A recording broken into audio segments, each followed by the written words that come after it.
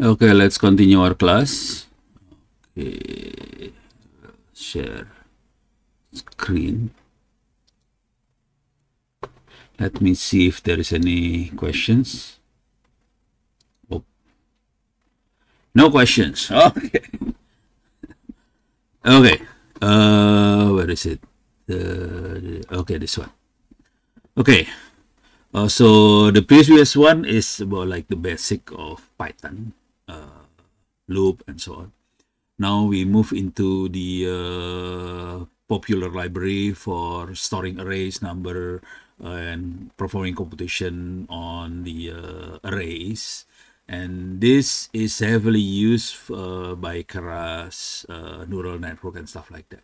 Okay, so for machine learning, we actually heavily use this, but it's becoming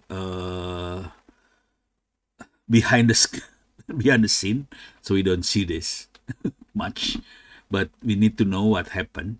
Okay, so first, before we use this NumPy library, we need to import NumPy, and we have to identify NumPy as something. This one is identified as NP, SNP. Okay, so we run this one. So NumPy will be identified as NP, and then we can store an array in NumPy array. Okay, so the previous one, array, is directly 1, 2, 3 like this, but this one is it's NumPy will be identified as an array. So we can run this one. So it will say, okay, this is an array, 1 row, 3 column, basically. And we also have the second array, which is 3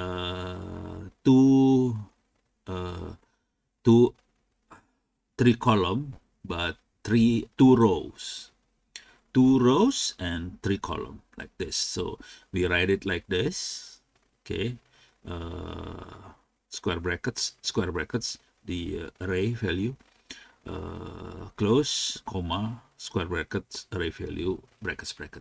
Okay, so this is so we have 1 row, 3 column, and this is 2 row, 3 column.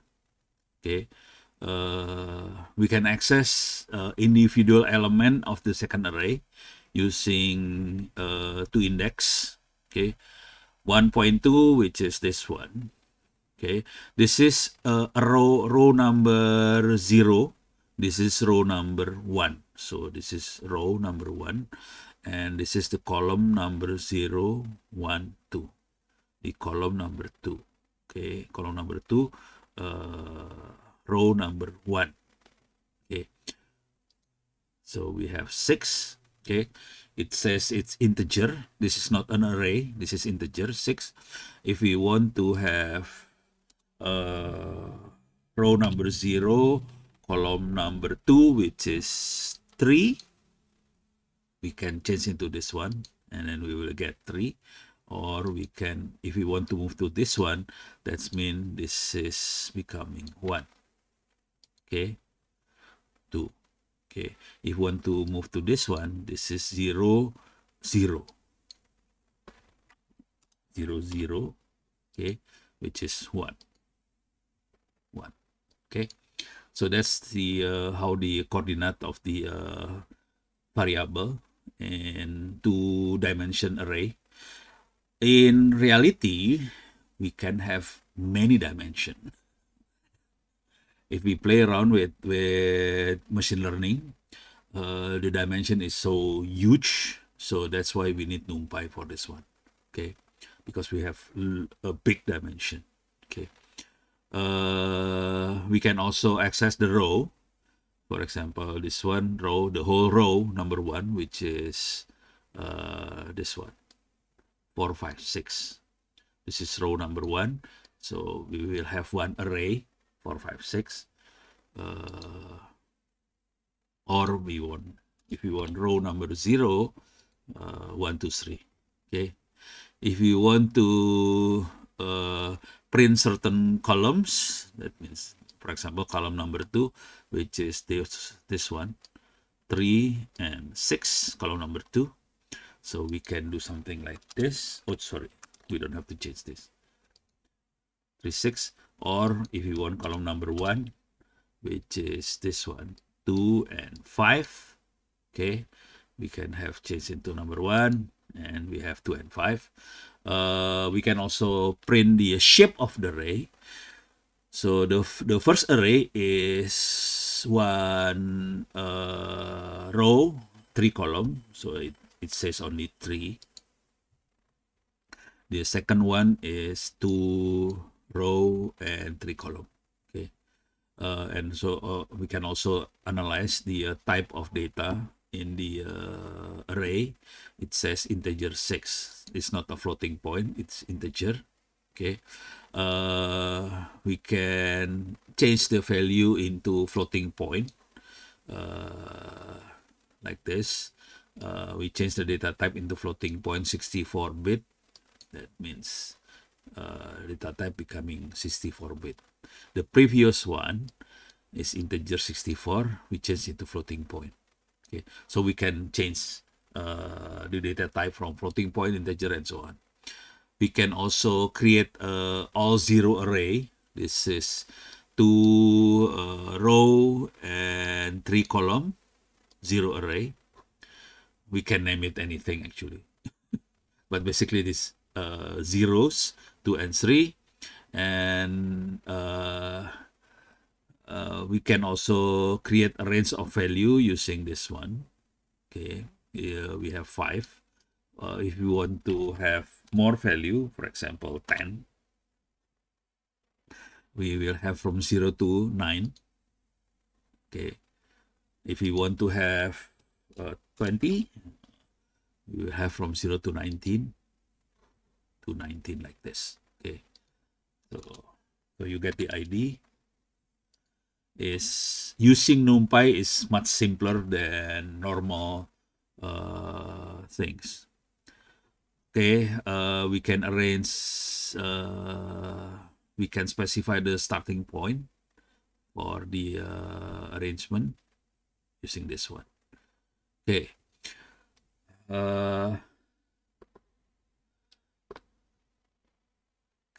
Okay. Another useful routing is linear space, to create linear space value in an interval. So we have a certain interval here. For example, here we have like 10 values between 0 to 1. So we have linear space from 0 to 1.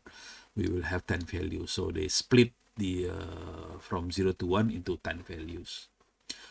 Basically, this is a single array. Okay. And then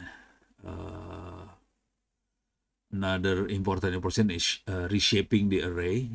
Okay, we can reshape into 3 row, 2 column, or we can shape to, for example, maybe I can change into a different thing.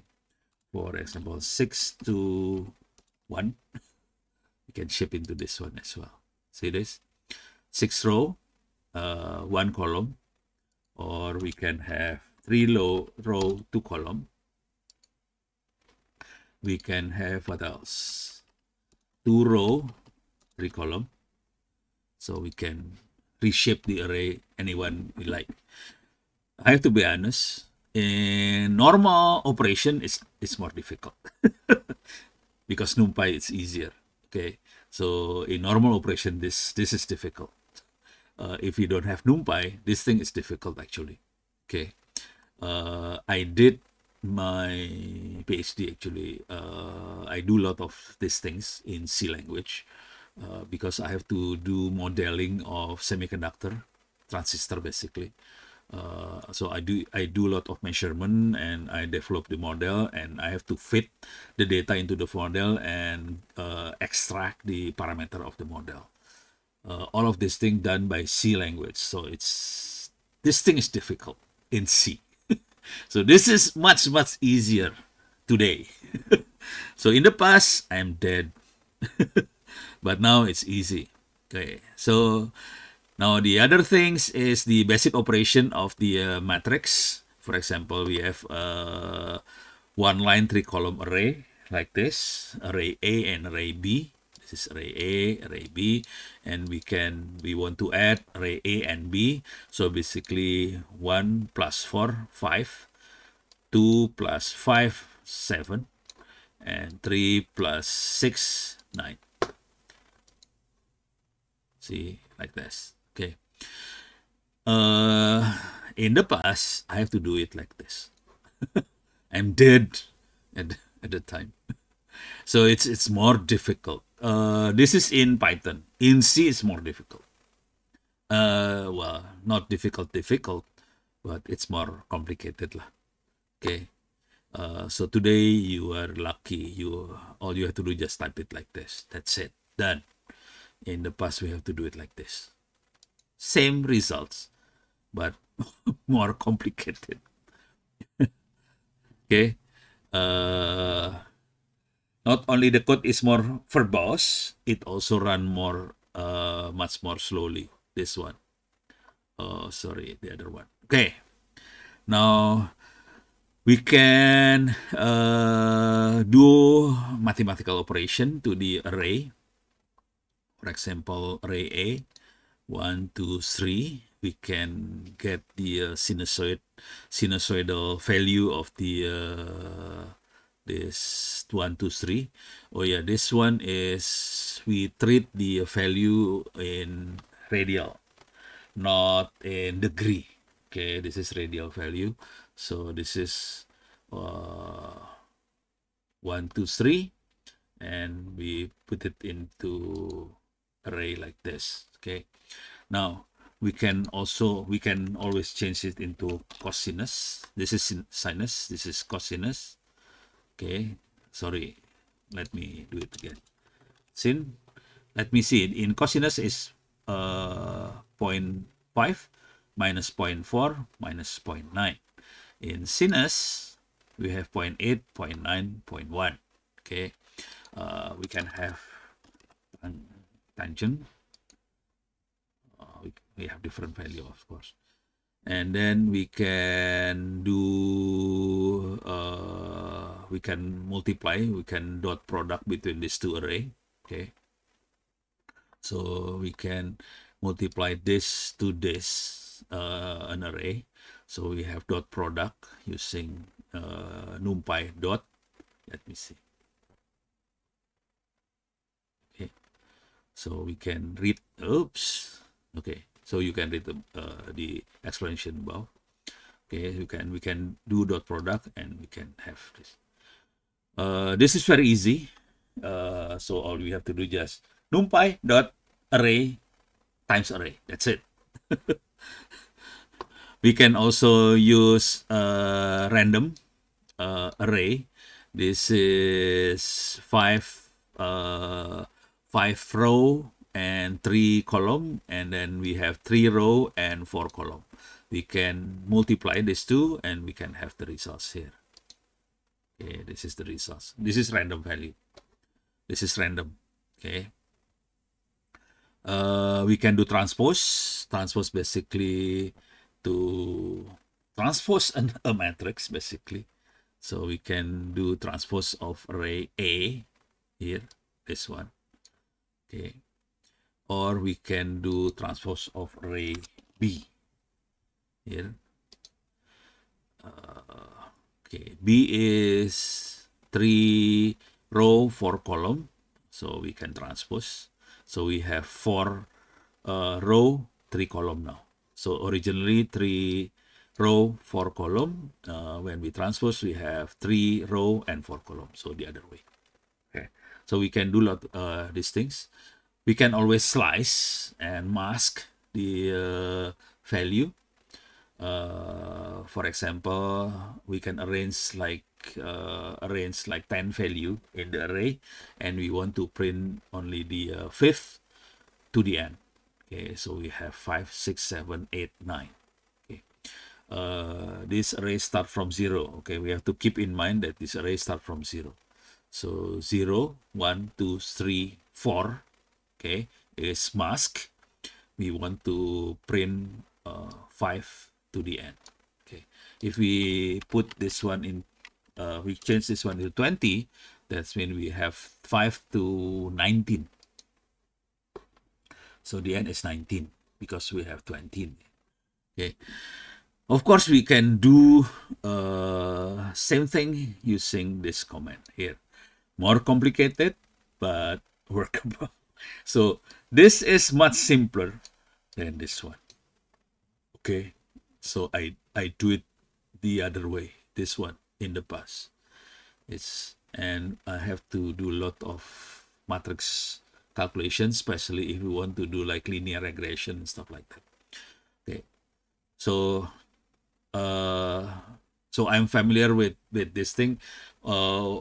When I did that, the model I'm using is physics model, because I am analyzing like transistor, I am analyzing like laser diode, so mostly physics physics equation, and I need to extract the parameter of the transistor and the physics from the measurement. So I did some measurement, and do linear regression on the measurement result to grab the parameter of the physics. So similar idea as the one we are playing around now, but it's more complicated when we have to do the actual calculation. So now it's easy. This is exercise. I will skip exercise. I don't want to do exercise. You can do the exercise, and we can go further. The next, actually, we need to do also learn about Panda, but this one is mathematical plot library. So it's matplotlib for plotting library in Python. Okay, we can do this, so we can generate the value of x using linear space from -3 to 3 with 100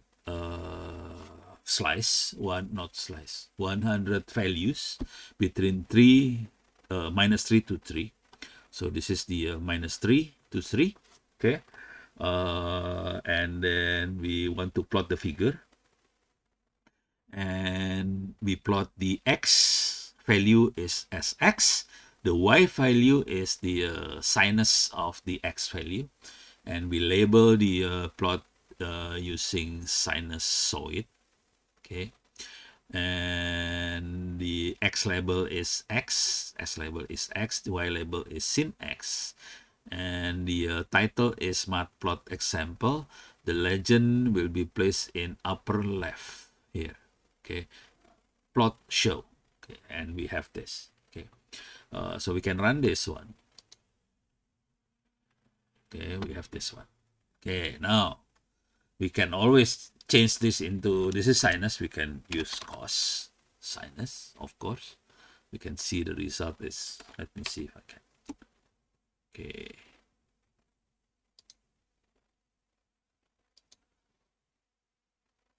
The result is the other way around.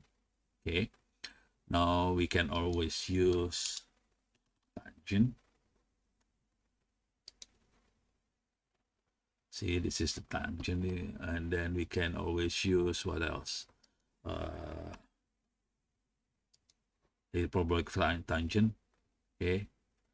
This is used mostly in activation function. Of course, we can use activation function for this one. Okay, but this is not sin x. This is so we can play around with this one, see what happened in the results. Okay. Okay. Now next, we can plot the data. Okay. Now this one, fortunately, in scikit-learn, scikit-learn, it has data set. One of the data set we have is iris. Okay, so we can load iris and load the iris into x and y. Y is the target basically. So we have class 0, 1, 2. So this is what class 0, 1, 2. So we have three different color, blue, yellow, and green. Okay, so we can have scatter plot like this. Okay, this one is between what? This x 0 and 1. I don't know what 0 and 1 is. Can be petal length and petal width. So we will have something like this. Let us see what happened in orange. So okay, I will go to orange. We can see example workflow. See this. Let me see if I can plot the wow, why? Oops. Okay, this one, scatter plot. Okay, open. Okay, this is iris dataset, same dataset basically, iris dataset. Okay, we can do, oops, sorry. Let me see if I can load this one. Okay, reload. So I load the dataset and I can plot. This one is simpler. See this? Same. Okay, this is sepal length. This is sepal width. Okay, see the figure.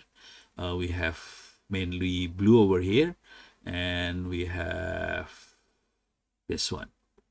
Okay, mix the red and green. Let us see here. See this? We have one blue over here. We have many mixed blue and yellow here. See here. See? We have blue here and mixed yellow and blue. Okay, this is sepal length and sepal width.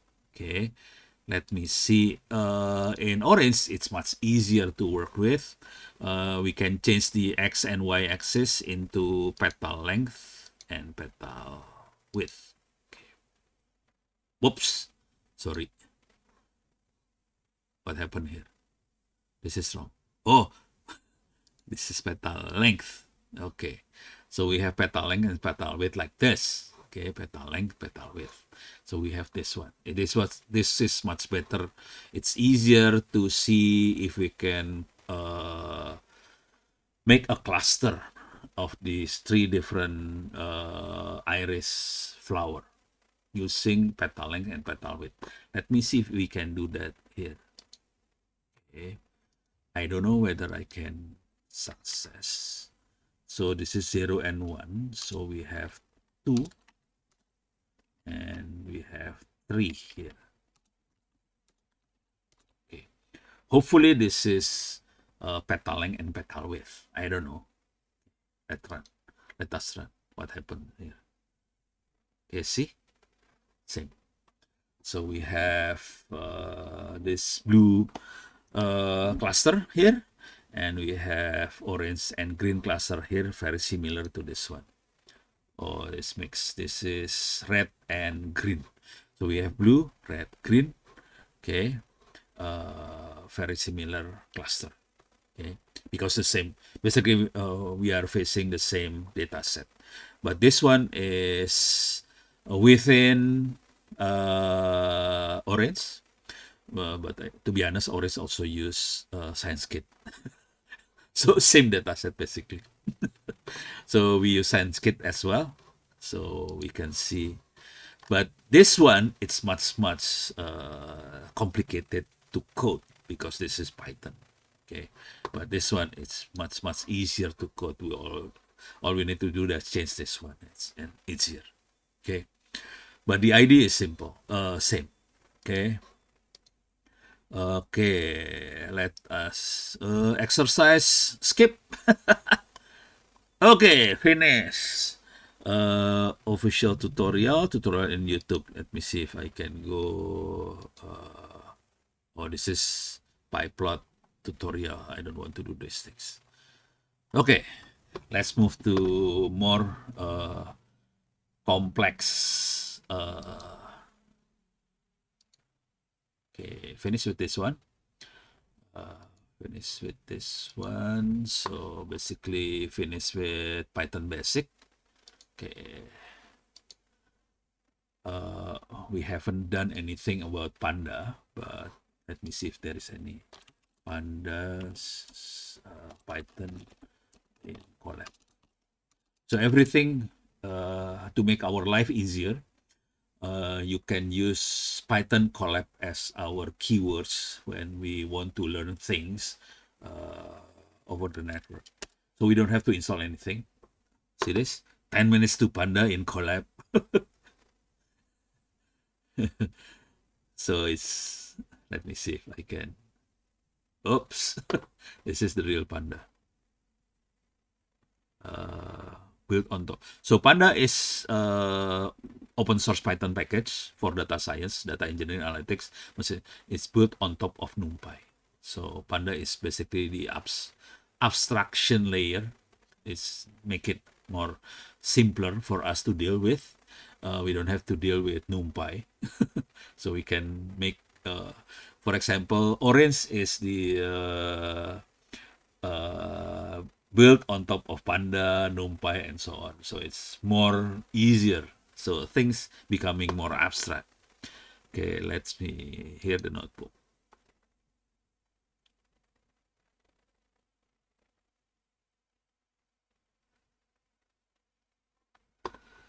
So we need to import both NumPy and Panda. We say we identify Panda as PD, and we identify NumPy as NP. Okay, we run these two. So we import both.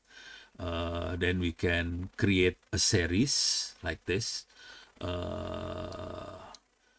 Mind you, in NumPy, we identify with array.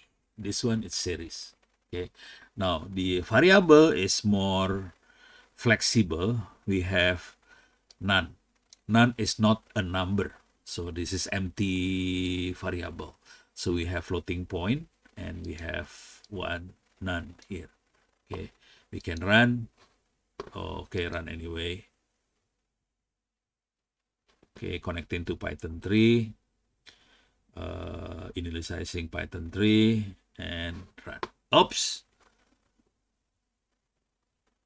Oh, Panda is not defined. So I have to run again. Okay, let me run again. Okay, now it works. Okay, so we have none variable here. So it's okay. Data type is floating point. Now the interesting thing with this one is there is a variable called data frame. Okay, and then we can pass things into the data frame. We can set, for example, in this one, we can set date with 6 period, and then we can print date time index like this. So it's more what's that? More helpful than NumPy because we can dealing more with a lot more data.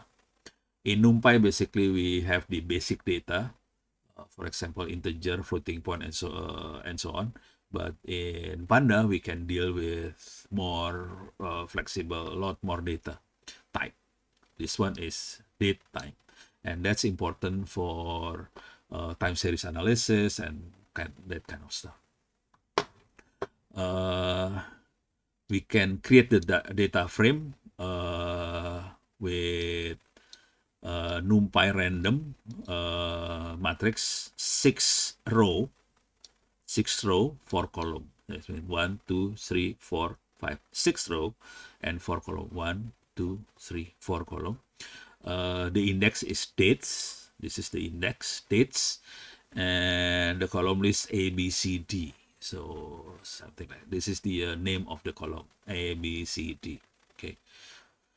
And then the variable called df, data frame.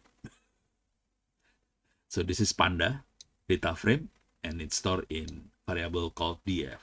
So it's more complicated than NumPy, but it's very helpful. We use a lot of Panda in the machine learning and stuff like that. And then we can have different type of data frame. For example, A is number, floating point, B is timestamp, C is series, D is array, this is categorical, F is something. So we can store in this data frame lots of object, and it converted into series-like structure like this. So one variable can be store series, array, categorical, anything. Okay, so it's more fun using Panda. We can run this one. Okay, we can store the data here. Wow. Oh, we can edit. Generate code using this data frame. Interesting. I have to be honest with you. I haven't playing around with Gemini here. So we have here Gemini. Okay. So we can play around with these things. Yeah. So many of these things are actually new for me too. Don't worry. I'm playing with TensorFlow and Keras like 2-3 years ago. So now I have to learn again because things change a lot in the past years or month. Okay, and this one is the type of the data we can check. So we have float 64, date time, float 32-bit, integer 32, category, object, and so on. So this is type of data here, and then you can have many things here. The data type, we can copy, column, box plot. This is for plotting, and then and so on. We can duplicate and so on. We can view the data. This is head. Normally what, 5? 1, 2, 3, 4, 5. Yeah, 5. The first 5 head. Head, if it is empty, is 5. Let me see if I add 3. Maybe it will show only 3. Oops, I need to define it first.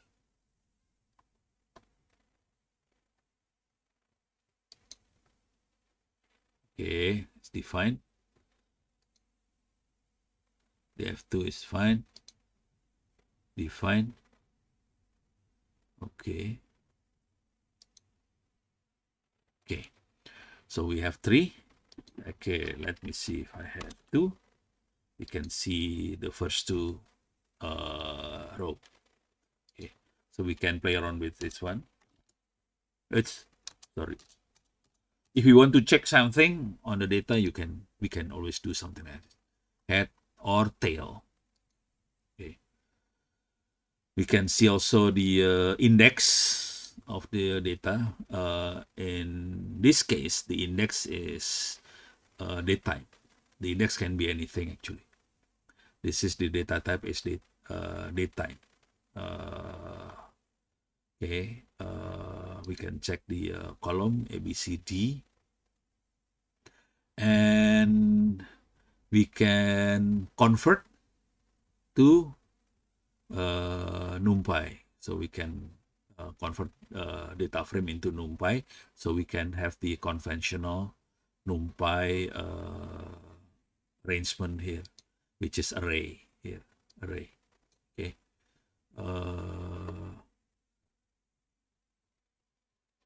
Same thing here with the F2. In the F2 we have timestamp. We have what here? Over here. Here. See this one?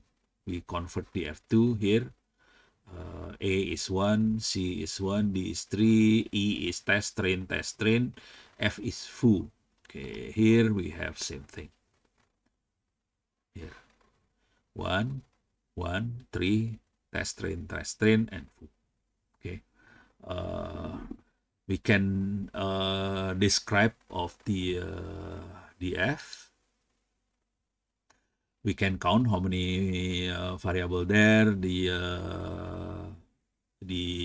mean, standard deviation, minimal 25%, and so on. This is the statistical value of each column. We should be able to do, but this is the actual data. I don't know if we can do with the F2. Let us see with the F2. Oh, okay. It works. No problem. It works. Okay.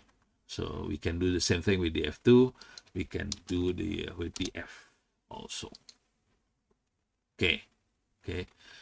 We can transpose the matrix as well. We can sort. We can do anything.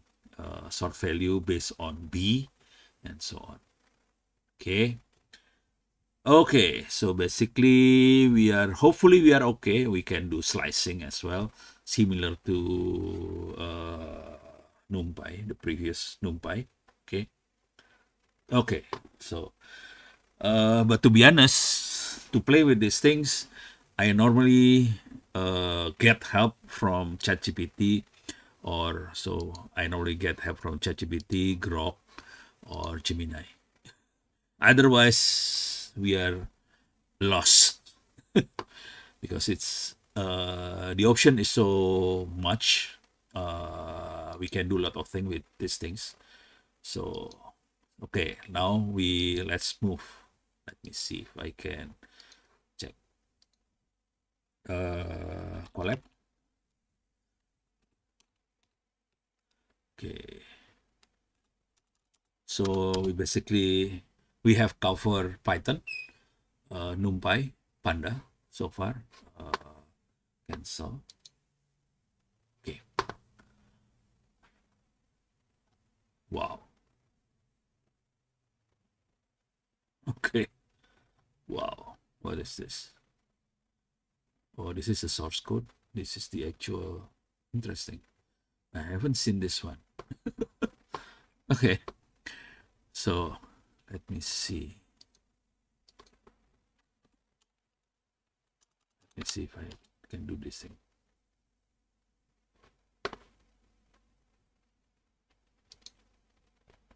Wow. Okay.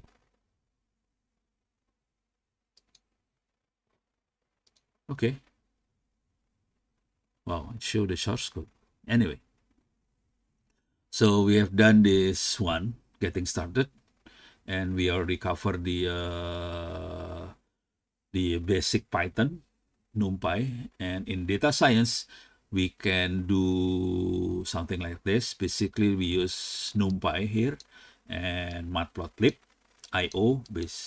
Basically, the main one is this one, and matplotlib. So in this example, basically, we import all the library and we generate the variable x and y variable. The length of x is same as 100 here. Okay, we generate 100y. The mean is 200. This is the mean value of y, and we add random number to 200 here. So we have 200 as the mean value, and we add random number to y. So the total y is 100. So the x is equal to y, like this. And we want to plot the figure. Figure size is this one. Okay, and then we plot x, y, and we will fill the figure with green if y larger than 195. Okay, so we will plot this one, and then we can save the figure into save the image here, but we will see only this one. Most interesting. Okay, let's see. This is random number. That means this noise will be different when we rerun the code. See this? We have peak here and we have peak here. This is up, this is down over here. Let's us rerun this thing. It will be changed. Come on. Oh, still initialize, I see. Okay, it's different. Okay. We can also play around with this one. For example, say we change it to 190. It will change. Say 190 now. Okay. We have to change the green because it always the green value will be plot when we have y larger than 195. So everything is lower than 195. So there is no green here. Okay, so that's the matplotlib. Okay, so that's we play around. In this one, I'm not using GPU and TPU. Okay, let me see. We can play around with, what time is it now? 7. Okay, hopefully we have some times. If you want to learn more about Panda, we can click this one, and then we can, but this one we use GPU. I'm not setting my account using GPU. I'm not sure if it works or not. Let me see if it works. Let me see if I have access to GPU. Connecting to T4. Okay. Okay, I have some access to Tesla. Oh, off.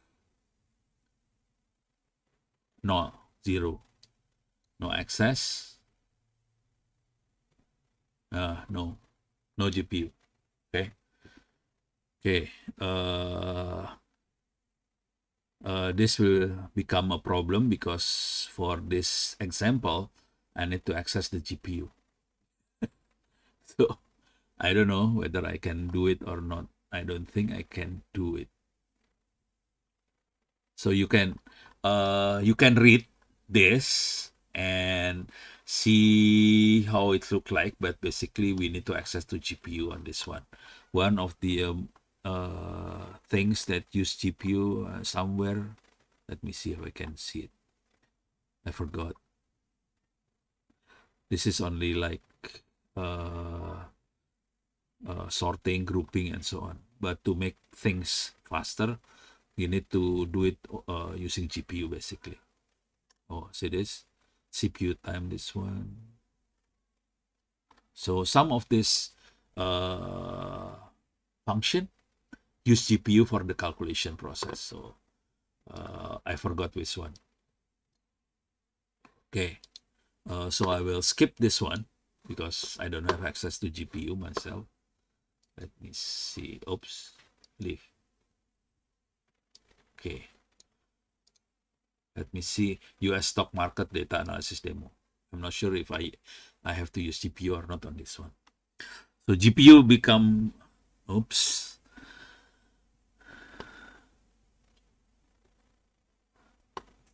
Let me see. Well, we will try anyway. Hopefully it works. I don't know. Oh, I have too many sessions.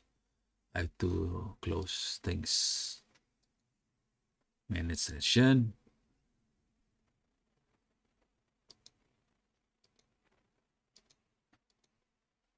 Try another session. Okay, close. Okay, let's rerun. Already running. Okay. Okay. The data we are working is subset of USA 514 stock price, NASDAQ, and Y stock exchange data set from Kaggle. Subset only. Hopefully it's not big. Oh, okay. 633 mega. Ooh, that's big. Let me see if it works.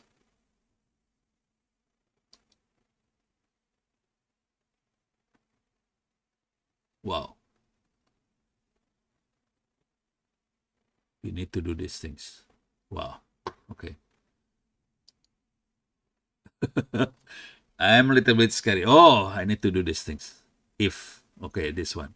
We use URL to grab this thing so I can.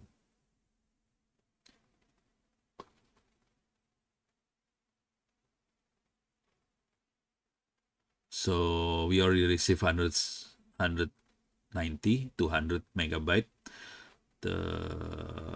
to 300. Okay. 360, 400. Okay. 5, 6, 633. Finish. So we have all the data. Okay, let me see. I can import Panda here. Now this one, read the USA stock market. Okay, let me see if I can read that.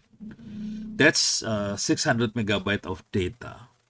Okay, so we can read. This is the data structure. We have 6 column basically. Date, open, high, low, close, volume, ticker. Okay, so we have this data here. We can print the head of the data. This is the head of the data. This is the year is 1999, so like 25 years ago. This is the opening price, high price, low price, close, volume, ticker. So we have that. We got about 36 mega row, 7 column. 1, 2, 3, 4, 5, 6, 7 column. Covering stock price and trade-related attribute, open, close, and so on.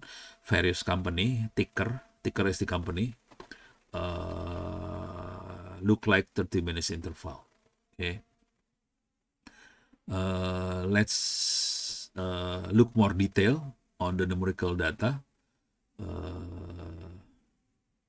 To fit it without running out sign up of Google Colab Pro account. Okay, thank you very much. I don't have that account, so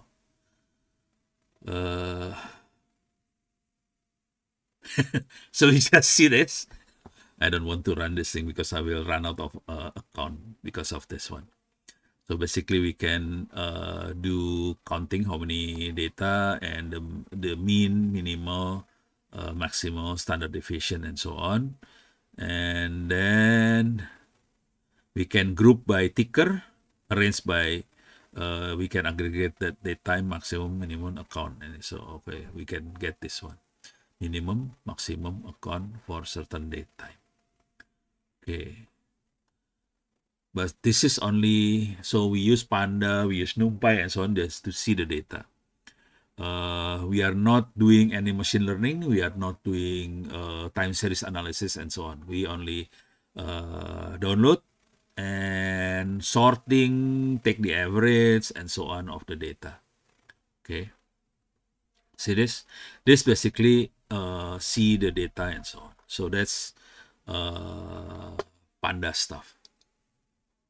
Leave. Okay. Now, so this one, data science here in what's that? In Google Colab is basically it's trying to get the data, take the average, that kind of thing. So that's data science here. Okay. When we move into machine learning, that's more fun. So we are getting started with TensorFlow. Oops. So we can start with TensorFlow, training neural networks, experimenting with TPU if we have account for that, and do AI research, creating tutorial and so on. Okay, so basically we mainly use TensorFlow and neural networks. With Google Cloud, you can import an image set, train, and image classifier on it, evaluate the model in just a few lines of code. So we can do, we can analyze image, train, do classify of the image. It's basically, in other thing, it's forecasting. If it is linear data, it sometimes it's called forecasting. In this one, we are trying to match a certain image to certain number. Okay. Okay.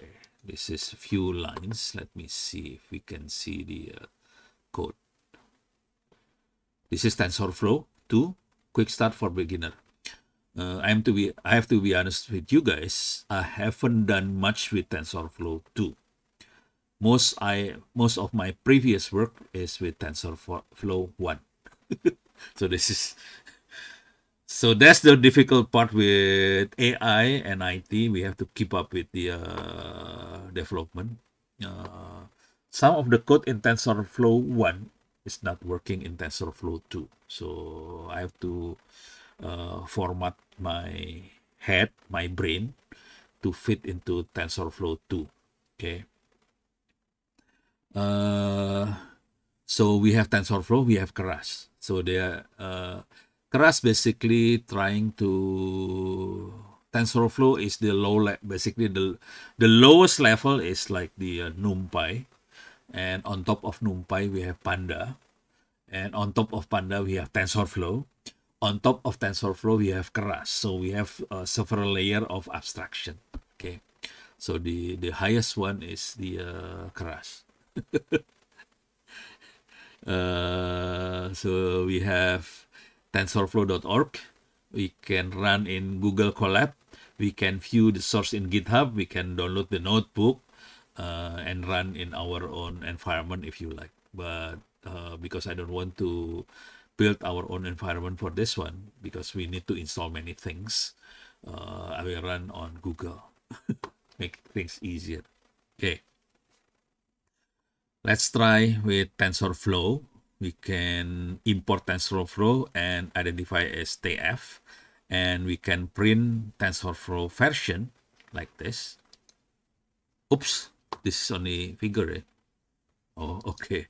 That's not the... Okay. Let me see.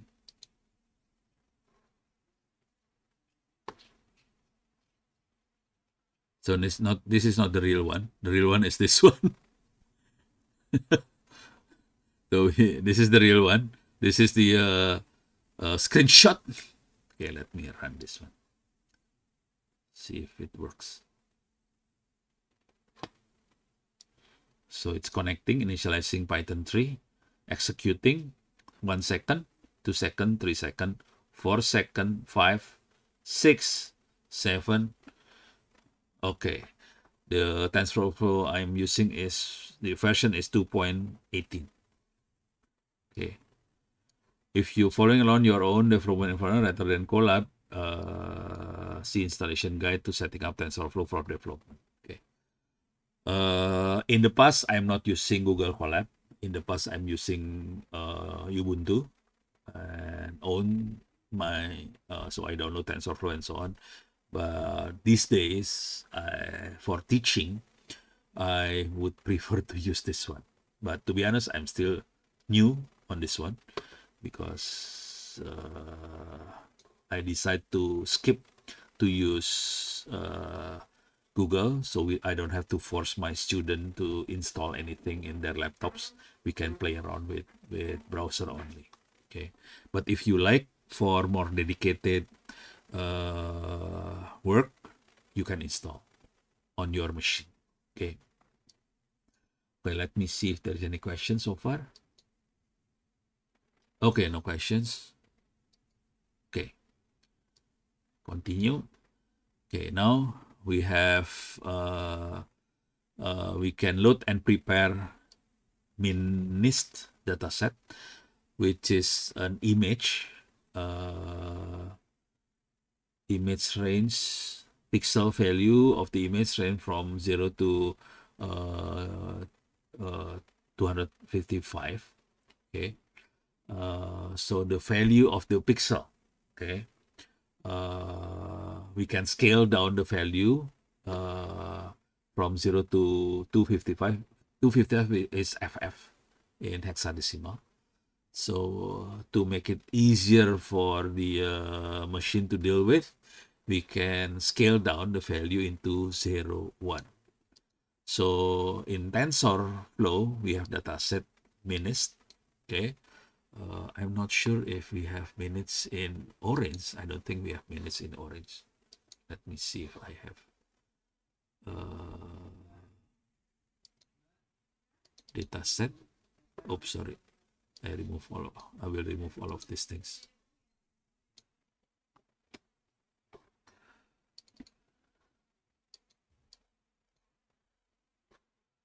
Okay, remove this one.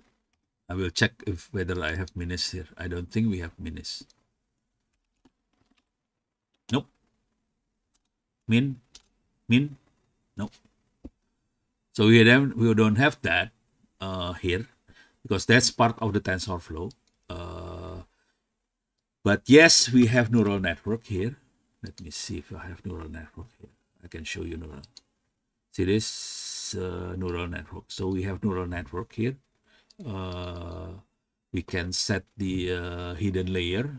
How many neuron in hidden layer? This is only one layer. If we want to have multiple layers, we can, for example, I have one, for example, 50 neuron here, and pass it to another 50 and pass it to another 50. So we have 50, 50, 50 neuron. We can type it like this. The activation function we can set into ReLU and so on. So it's much easier here than what we are going to face with Python. Okay, let me see. Okay, so we load the dataset MINST and save it into this variable MINST. Okay, so we load data from this one. Okay, we load the data and save it into two type of variable, train data and test data. Basically, we split the data into train data and test data. And we scale the value from 0 to 1 by dividing by 255. So train and test x is equal to this one. Train is equal to x train divided by 255. Test is equal to x test divided by 255. But not y. The x only we divide. Now, when we build the machine learning model, we define something like this. So we have flattened layers with input 28 times 28 pixels. Okay, so we have input 28 by 28 pixels. There is nothing, doesn't say anything about the pixel size here. So basically the input is 28 by 28. The first layer is 128. So basically, let me show you the actual neural network here.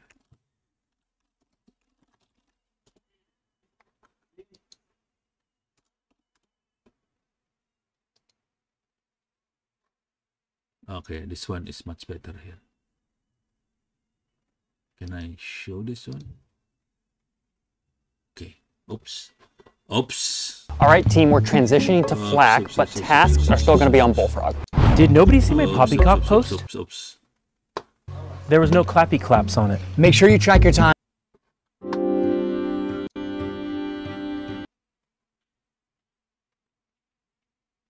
Let me see if I can get the... that one is a good one.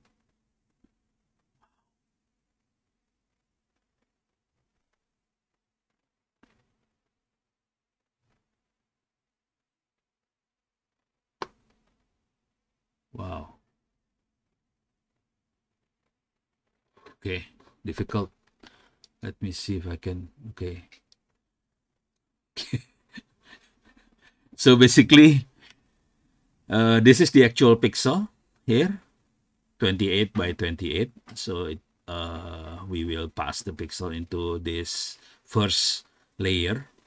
Okay, we see here is this one is the first layer here, the input shape. Okay, 28 by 28. The syntax is something like this. TensorFlow, keras, layers, flatten, input shape 25 by 28. Okay, the second layer is 128. Okay, so if we see the second layer here, the number of node is 128 here, 128. The activation layer is ReLU. Okay, ReLU is this one. Let me see. Activation layer function. There are several option of activation function we can use. Okay, ReLU is this one. So if x is larger than 0, the value of y is x. But if the x is less than 0, it's 0. Okay.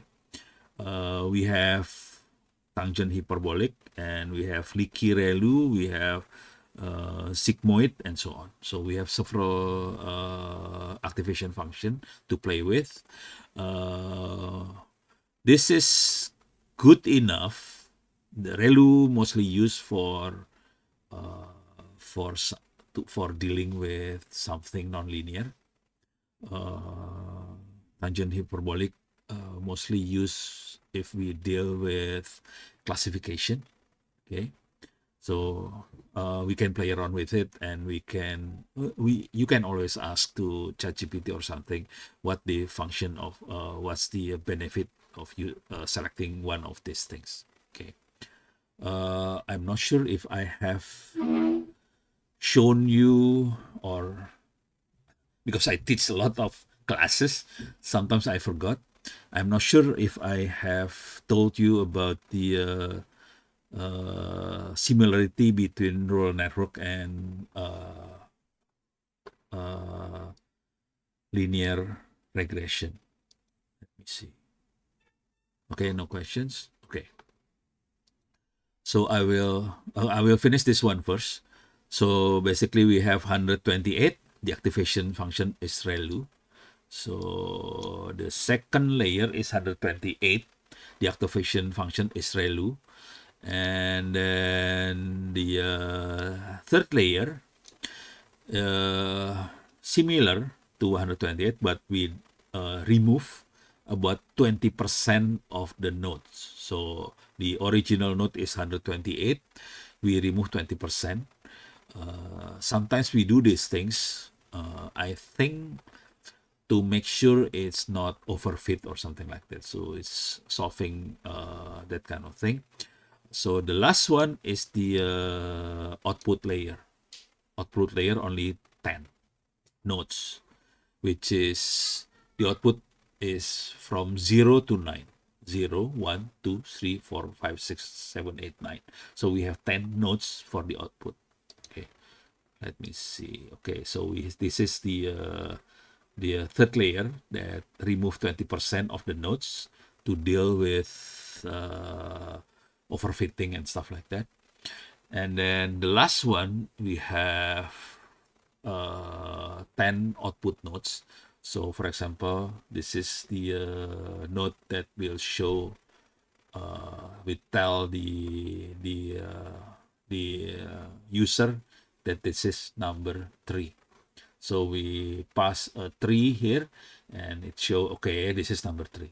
Okay, if we pass 2 here, it will show the other one, this is number 2, and so on. Okay, so basically the program is something like this. Of course, we can add more layers if you like. We can play around by adding more layer here. Okay. Okay, so we need to compile the model. So sequential is useful for stacking layer, where each layer has one input sensor and one output tensor.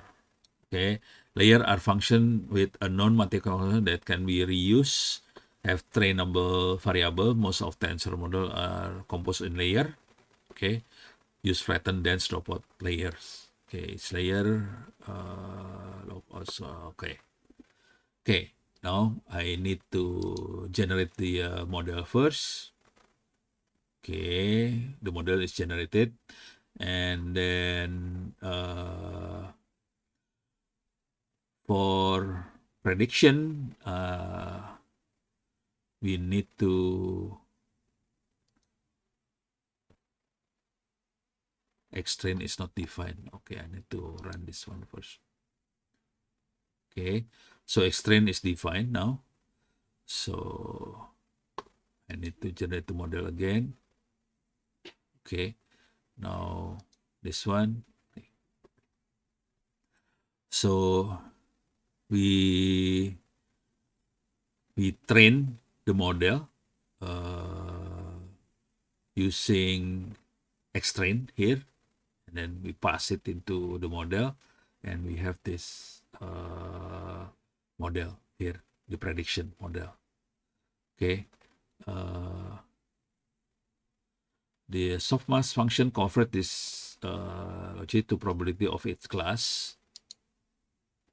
So this is the probability of its class. We have 10 class.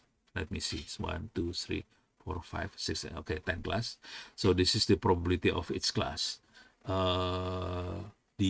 Ideally, because we have 10 class, each class is 0.1. The probability is 0.1. But this one is 0.16, 0.11, 0.06, 0.01, 0.1. So it's not it's not equal for its class actually. Okay.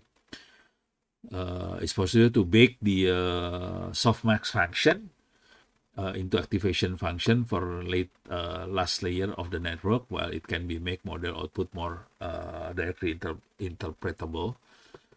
This approach is discouraged, and it's impossible to provide an exact numerical stable loss calculation. So we need to calculate the loss of the using softmax output. So this is the loss function from this one, from the output of this one. Okay.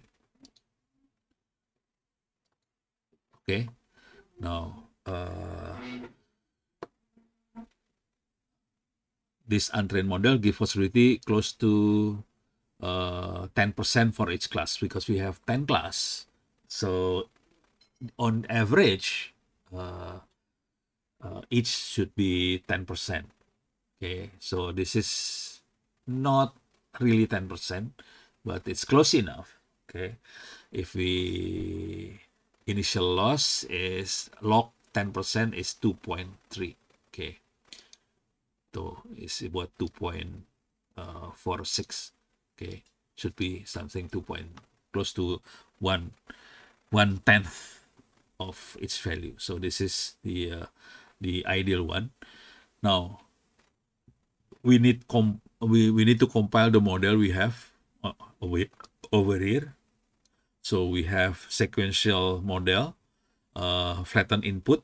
The first layer is the input layer, 28 times 28. The second layer is 128. The activation function ReLU drop out 20%. The output is 10. Okay. Now we need to compile the model. The optimizer is Adam. The loss function is this one. From the probability, and the metric, the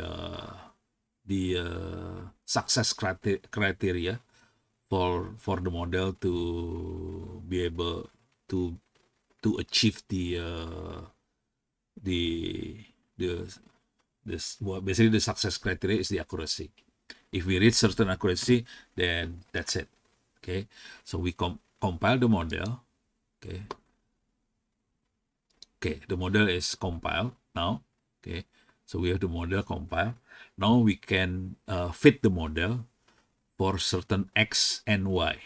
This is the training data.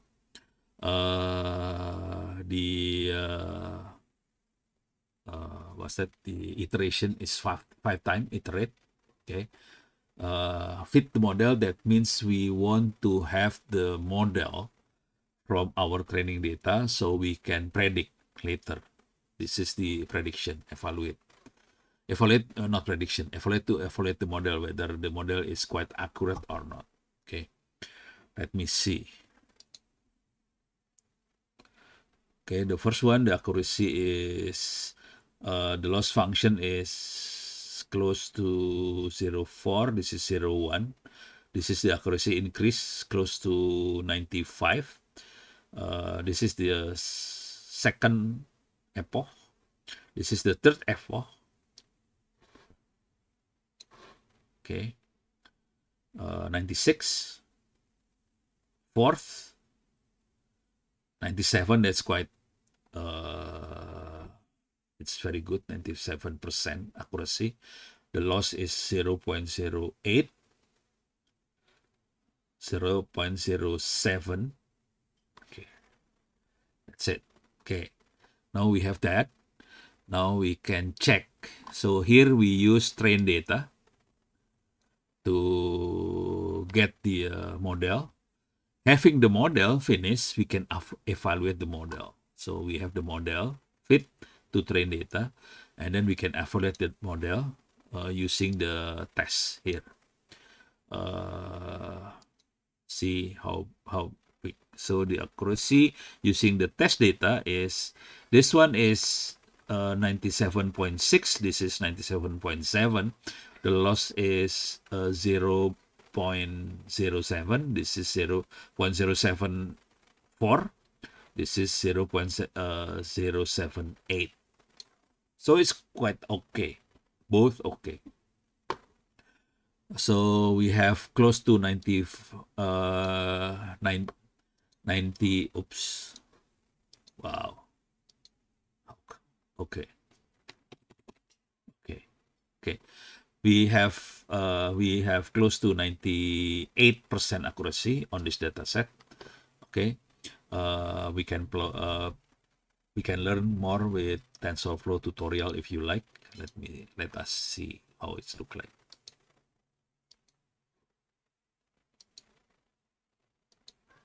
A lot more tutorial here.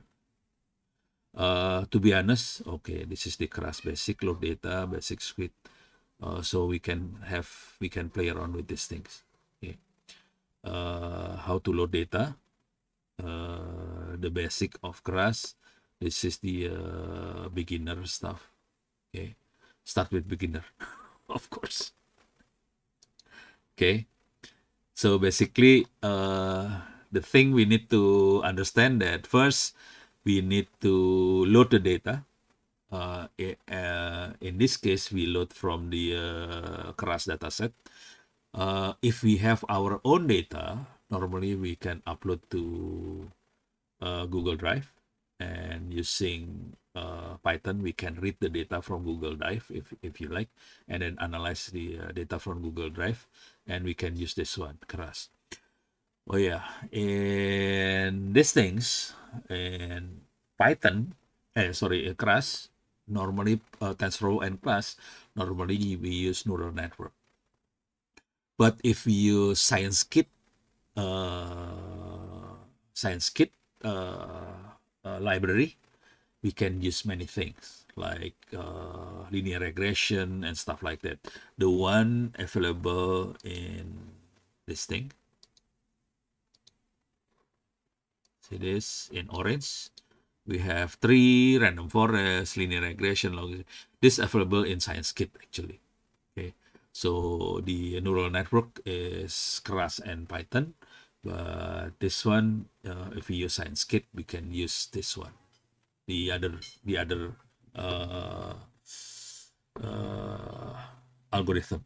Okay, to be honest, I personally more prefer to use these things.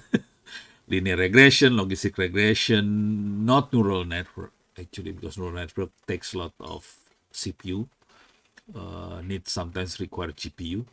It's good for big data, but for small number of data, sometimes the old algorithm is much better. So I personally would prefer to use the old stuff. If it is big, very big data, then I may look into neural network. Okay, but the logic is basically similar. Okay, now so we have compile, we have fit. Okay, we have evaluate.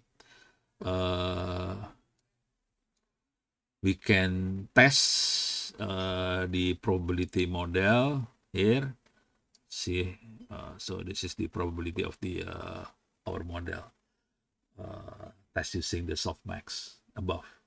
Okay, let me see if I can. Let me see if I can. Having the model, we should be able to identify certain.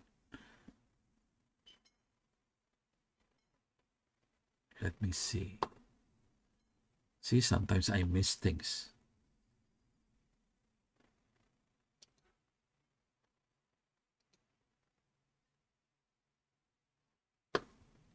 Not this one. I want to identify the certain image.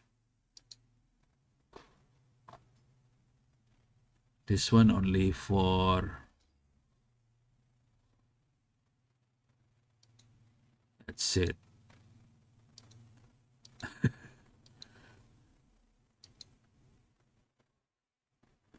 Oops, that's new section.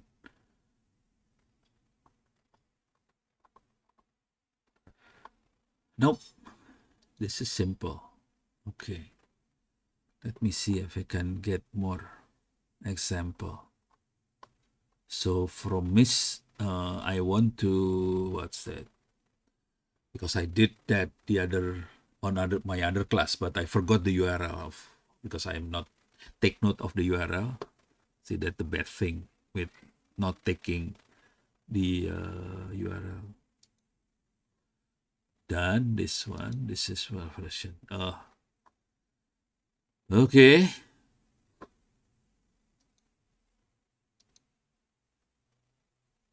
Let me see. Okay. Machine learning.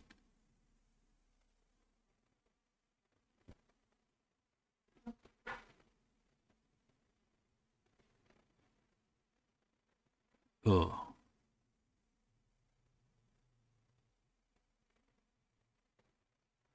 Okay, let me see if I can find something simpler than that.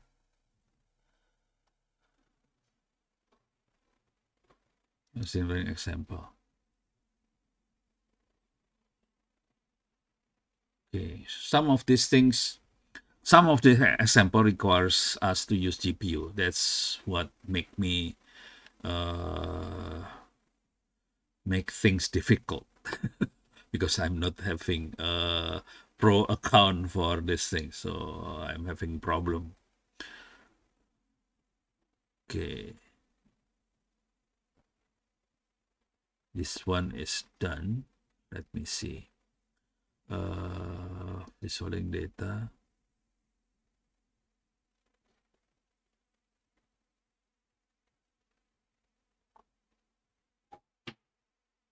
Oh, this is for plotting things. Okay. Okay. If you need plots, it's there. I need to be able to, what I have in mind right now is I want to, so we already have the model. Okay. I want to predict a certain figure. Let me show you the IMDb. Oh, show IMDb means graphic, not graphic, means data, means image.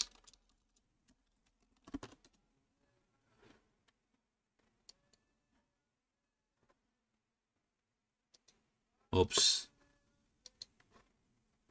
Let me show the image first. Okay, so the MINST data looks like something like this. Okay, this is the MINST data.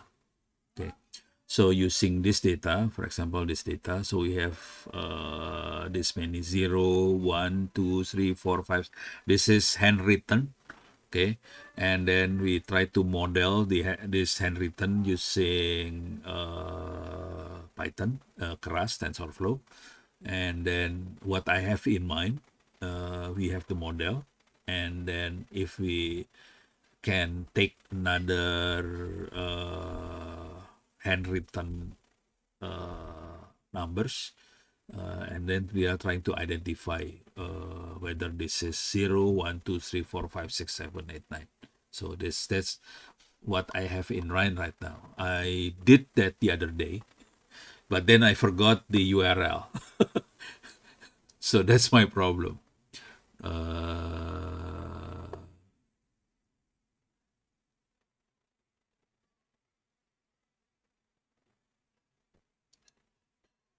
Let me see if I can.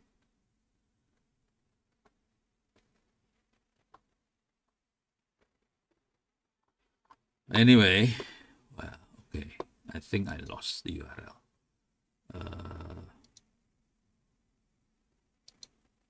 Let me see if I can do this over here.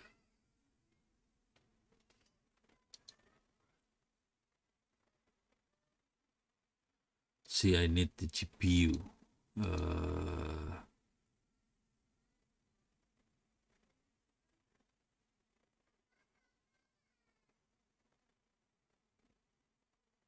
Training the model.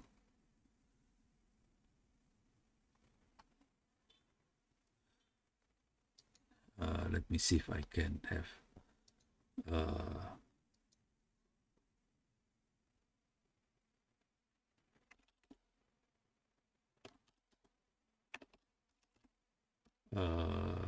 prediction here.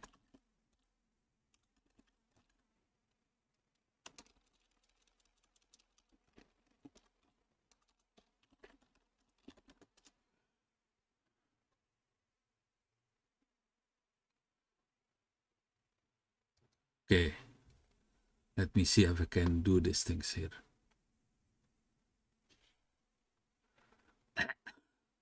Always need GPU. Runtime, change runtime type.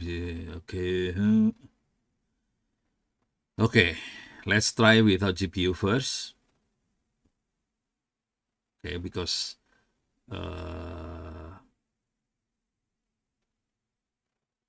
so we have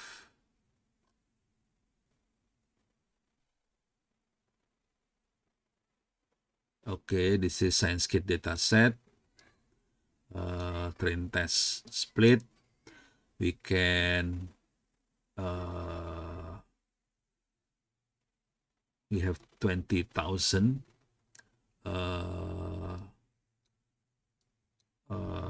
20,000 times, so we have 20,000 row and 700 something column.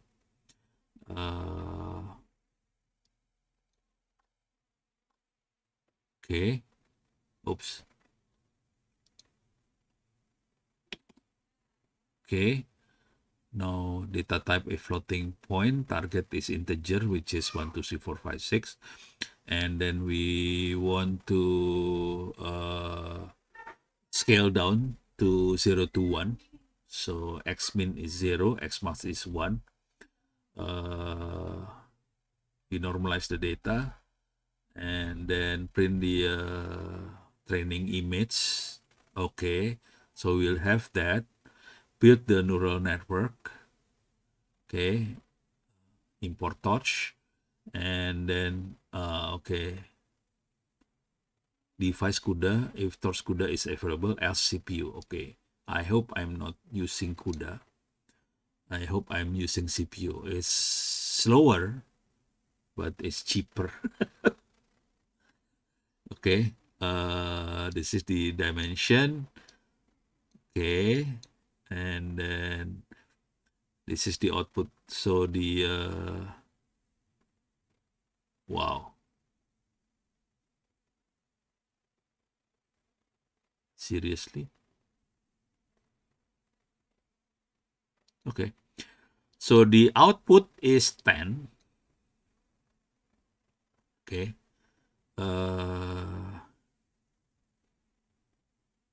The MINST dimension is 384. How many? 28 by 28, I think, something like that. So we have something like this number. And this is for classifying. Wow, this is more complex. I have much simpler than this. Okay. Wow. This one is more complex. This is more complex. Can I have something simpler than this? Let me see if I can get one. Sorry, I'm looking for something simpler than this. This is more complex. Wow. Okay. I forgot to save. That's the problem. Let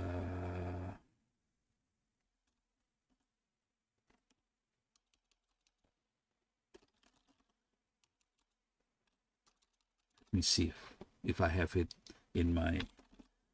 Let me check in my wiki. Ras. Okay.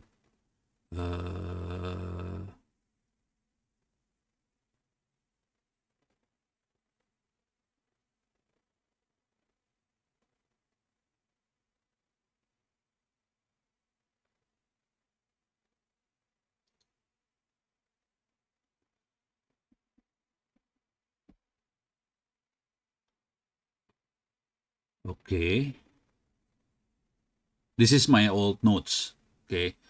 It may not work with the so this is my old notes a couple of years ago. It may not works with the current TensorFlow library.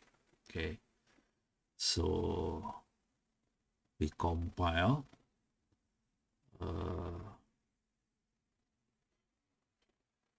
That's it. This is the same as before. This is more complicated because I have how many layers? 1, 2, 3, 4, 5 layers. The others is only like 4 layer. This is 5 layers. Okay. Let me see. Oops. Sorry.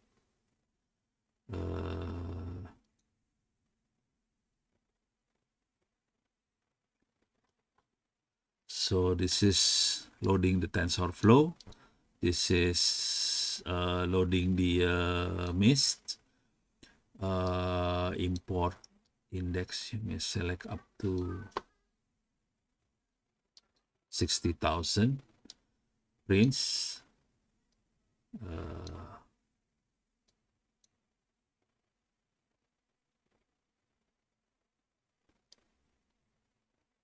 Oh, this is 28 by 28. Okay. 28 by 28. Input shape is 28 by 28, making sure the value are floating point. Okay. We normalize to 0 to 1. And then we print the number of images in xtrain and xtest. Importing the required class module, we have sequential dense conf and so on. This may be different with the current class, so I may have tweaked the software. And this one have what? Oh, 2, 3, 4, 5, 6 layers, and we compile, and then we fit.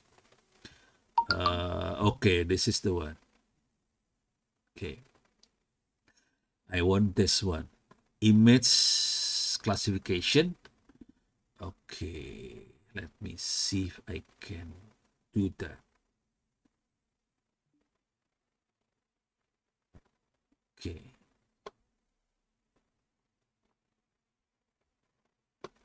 Let me see if I can. So up to this point is similar. Let me see. Where is our source code? Machine learning. Where is it?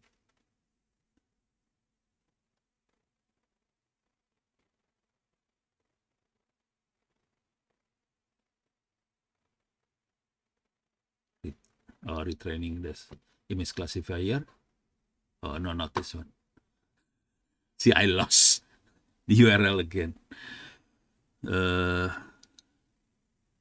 Data science. Okay.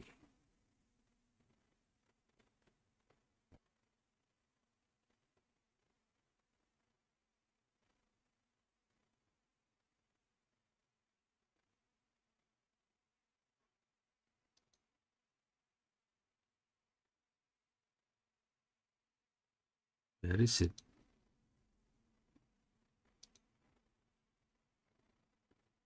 Wow. It's gone already. Man. Where is it? Let me see. The example we just discussed a couple of minutes ago. I lost it again. Full course website. Not this one. No, not this one. Not this one.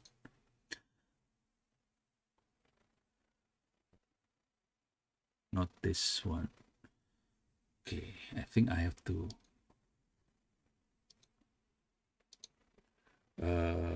collab. Example.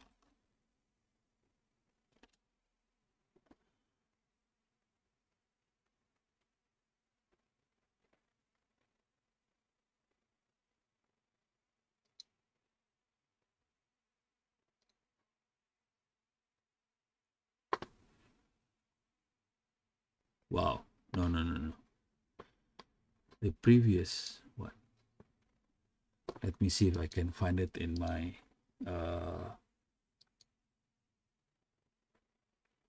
my Google Drive.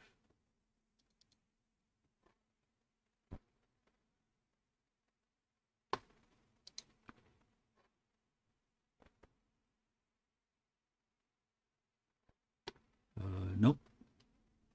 Workspace. Nope. Nope.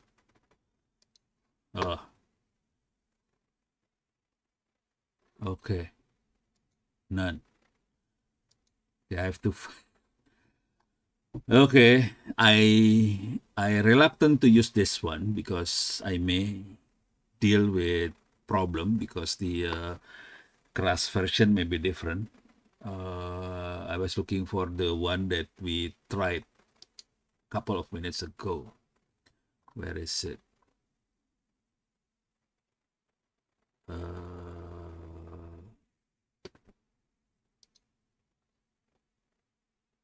Data science, machine learning. Oh, this one, I guess.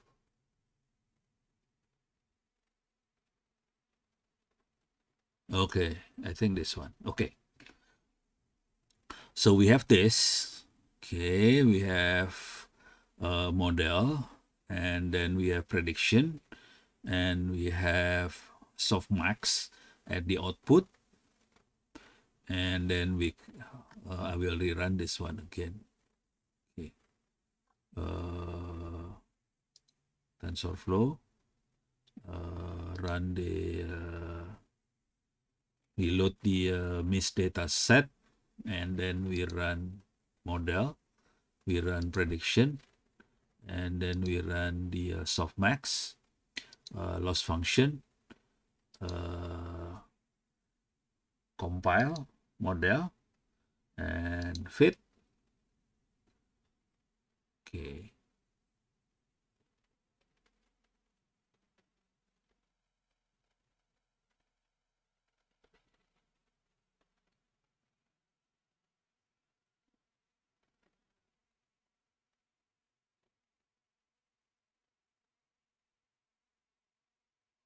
So we reach 97%.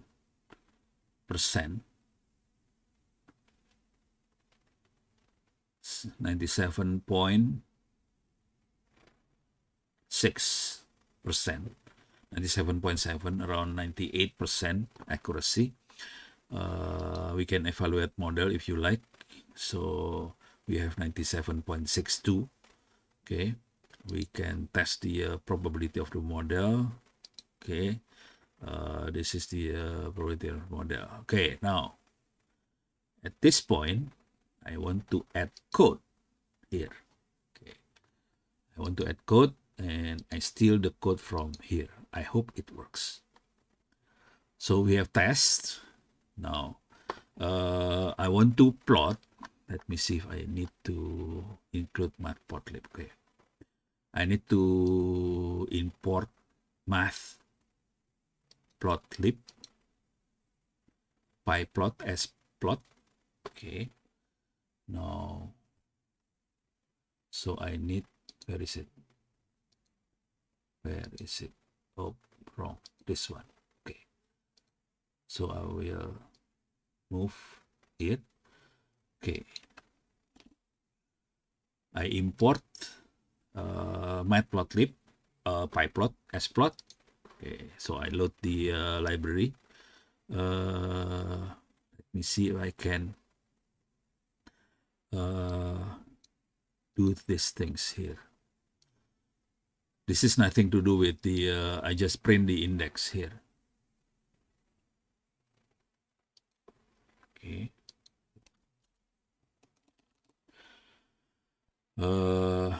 Let me see if I can print things here. Okay. So this is the actual data. Okay. So this is image index number 777. It's actually 8. Okay, it plot 8. If I change this 776, so I don't know what it is. So it's 2. This is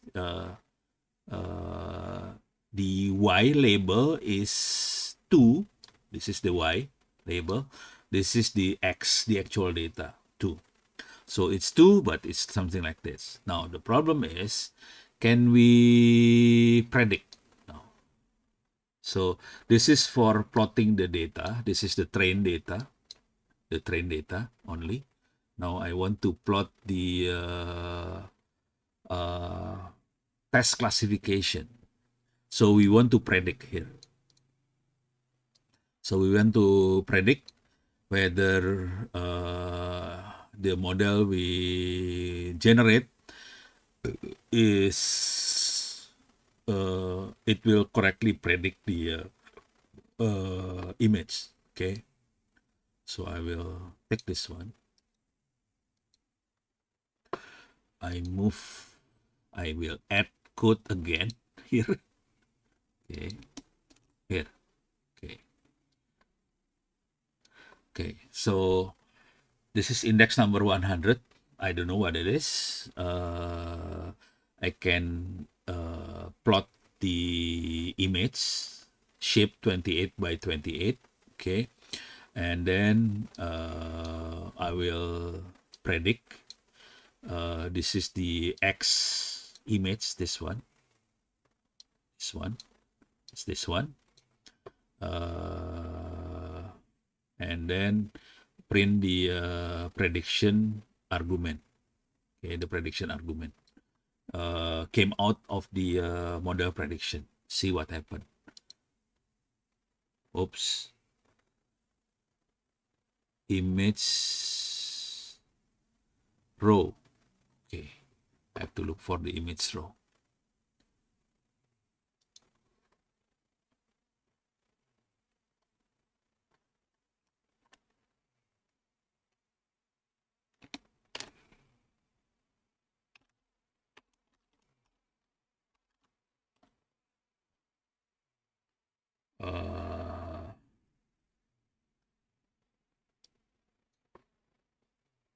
Image row, image column. 28 by 28, maybe. I don't know. Let's see. So image row is not defined, but it's 28 by 28. So let me see. I use fixed number.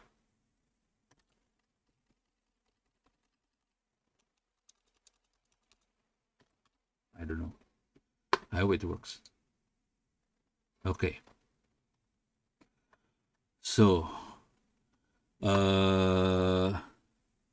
the plot is 6, so it's correct, 28 by 20. So I need to change this one.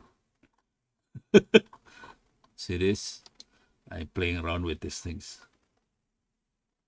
This is 28 by 28. 28, image column is 28. Okay, now, okay.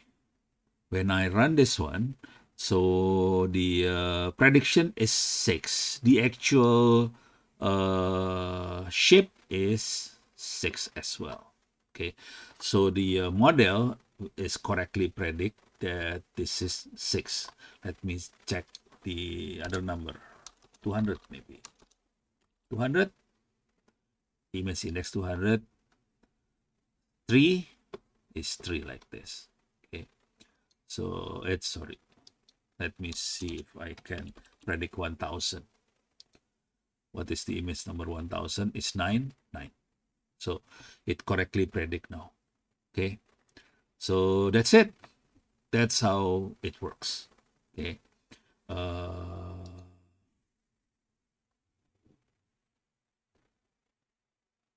Okay. Okay. Okay. Seems it's working fine. So we can play around with these things. For example, we make things worse, or we make things, we can make things worse or something. For example, we can change this one. Okay. We can remove this one. See what happened. Okay. Or we can change the activation function. Okay. If we use ReLU, what happened? So don't take everything for granted. Okay. My suggestion is you can play around with these things. See what happened if the number of neuron in the second layer is reduced. What happened if we want if we drop more neuron? What happened? Okay, for example, okay, let's do it again here. Let's remove this one into like what, 50. This is or 40.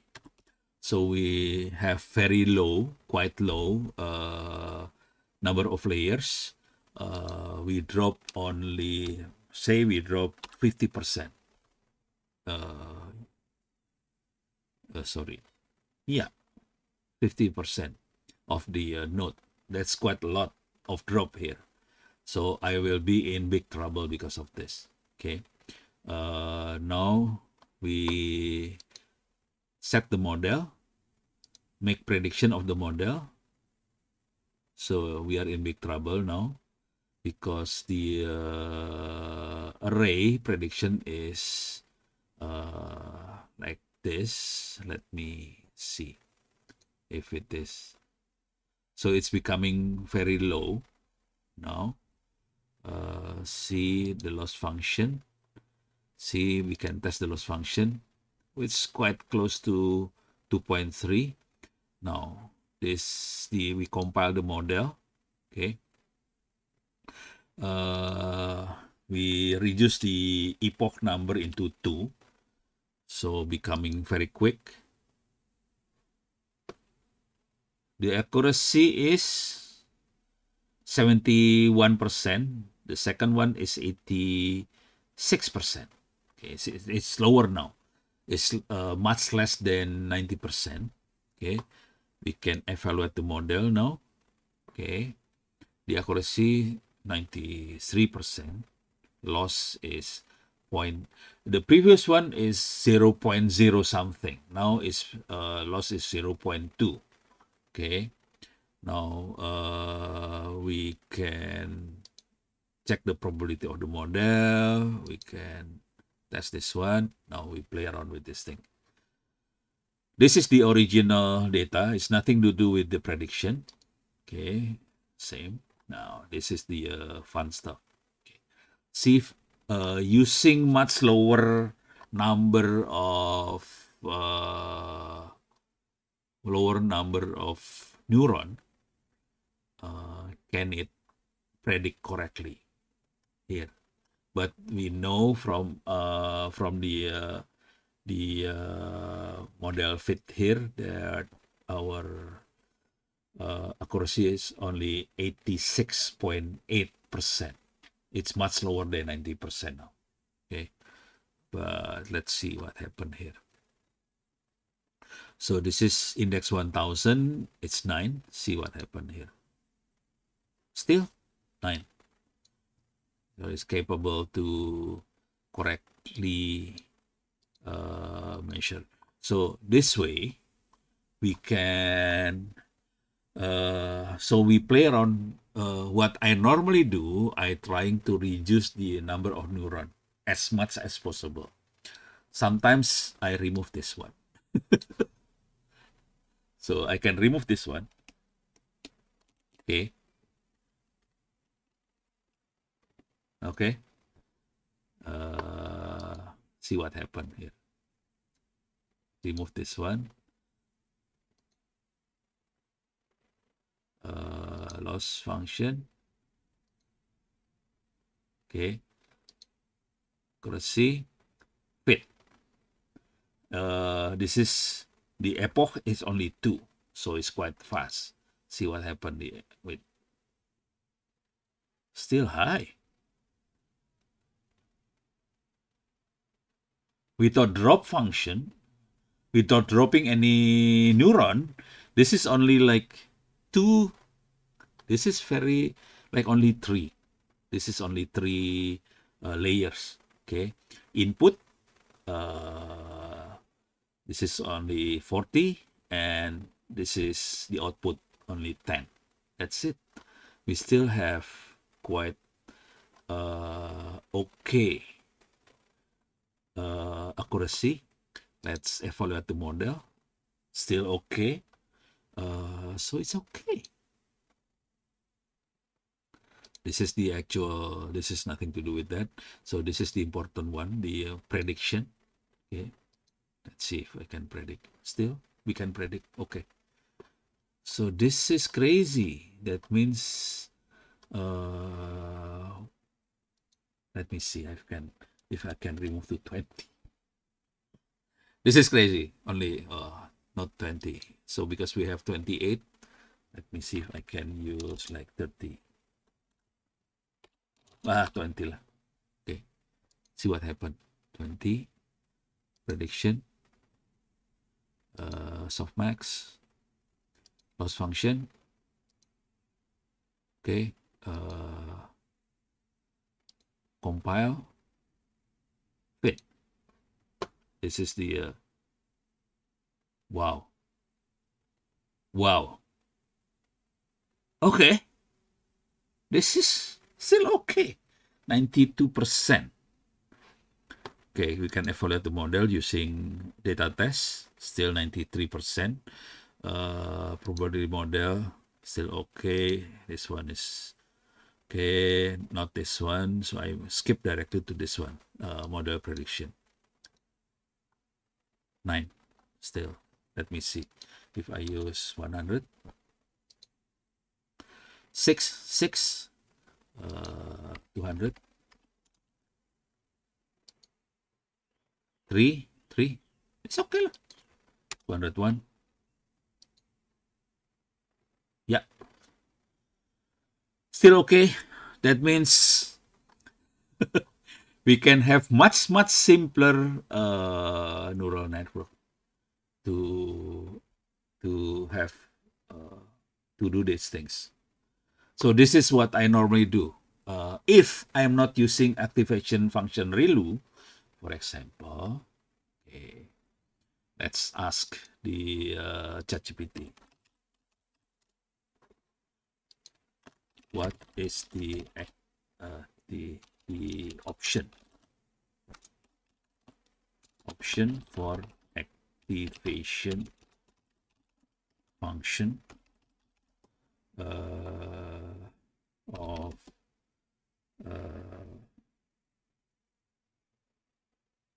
Python neural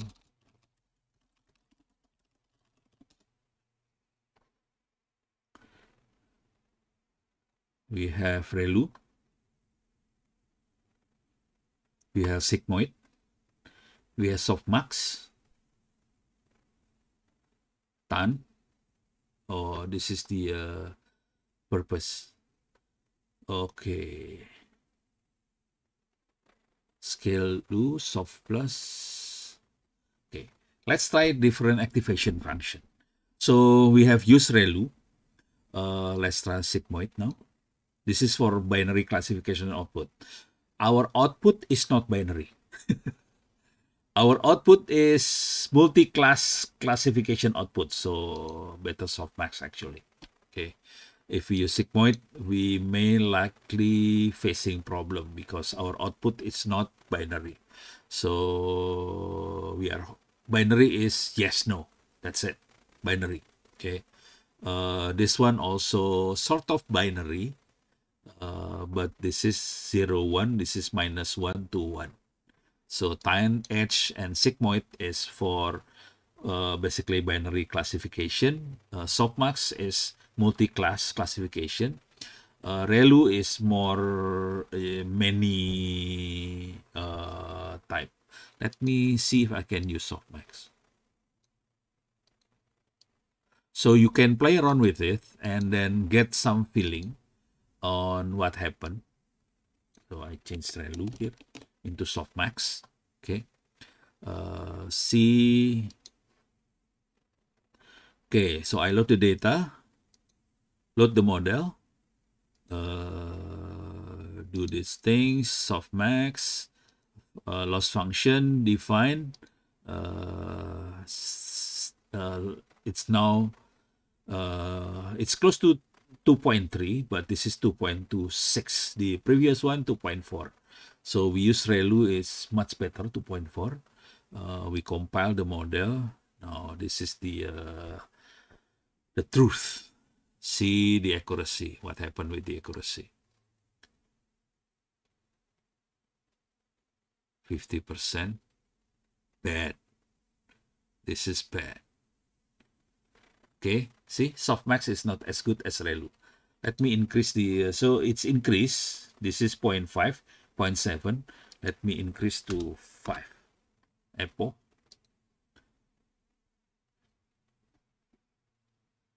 Oh, by the way, it reads the previous data. So it's close to 90%, but ReLU is it's much better because it's okay. It's 90 something. Let's evaluate the model here. 90 something. Probability. This is not important, so I can skip to this one. See this? This is 6. It predicts 6. What happened now? Still? Okay.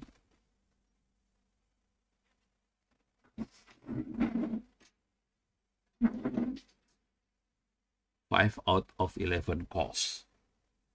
But it's predict correctly. Let me see if I can change to 100. 6. Let me see if I can change into 1000. 9. 2000.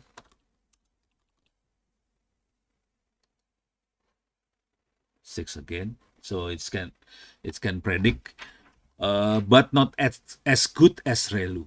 So to be honest, to play around with these things, you need to play around with this thing to get some feeling which activation function is best for certain data or certain problems. Okay, so ReLU is good for this kind of classification. Sometimes it's also good for linear regression. Okay, but if you are facing a problem with binary classification, small number of class, sigmoid or TAN-H is much better than ReLU. So we can play around with this thing. Let me see if I can change into sigmoid what happened. So I'm looking for trouble now. Change to sigmoid. Okay. Let me see. So I changed this into sigmoid. Okay. I only have 20 neuron dense, and the output is 10 because we have the number from 0 to 9. Okay. I will start from this one. Load the data again. Create the model, but this time I use sigmoid. So I may create a lot of problem now. We do some prediction. Softmax, create loss function. See this loss function is bad. The good one is 2.3 something. We have 1.8 because of the sigmoid. Okay. Now, already done that. This is done. We compile the model. Okay. The optimizer is Adam. Matrix accuracy. Let me make things bad. The epoch only 3. Let's check what happened with the accuracy with 3 epoch. 70, 90. Wow. Okay. 90. Wow. Okay lah. Still okay. Let's test the model using data test. Okay, we have 93%. Wow. Okay. We can skip probability model. We can skip this one. Let's go directly to this one. So we can predict the model using test data. Let me see if I can use this one. Say 10. I don't know what's the number for index 10. 0. It correctly predicts 0. Let's see the number of 20. Wow. Okay. Still okay. Surprise, surprise. We can play around with the optimizer. We have several optimizer in the model. Okay, so we can play around with optimizer as well. Let me change the activation function into ReLU again. ReLU, but the number of neuron is only 10. The output layer is, the neuron only 20. The output layer only 10. Okay. Now I will play around the optimizer here. Let's ask ChatGPT again. What is the option for optimizer in model compile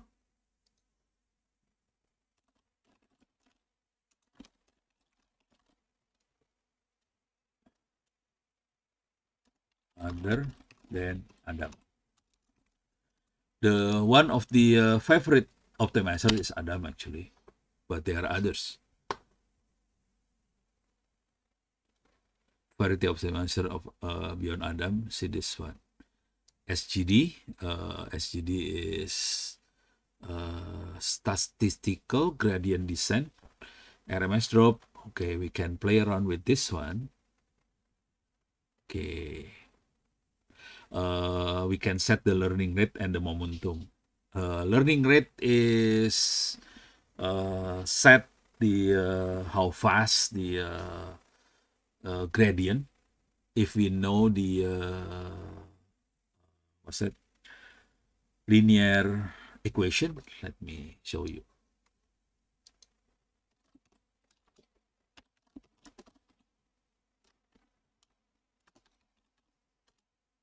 Yeah, plot.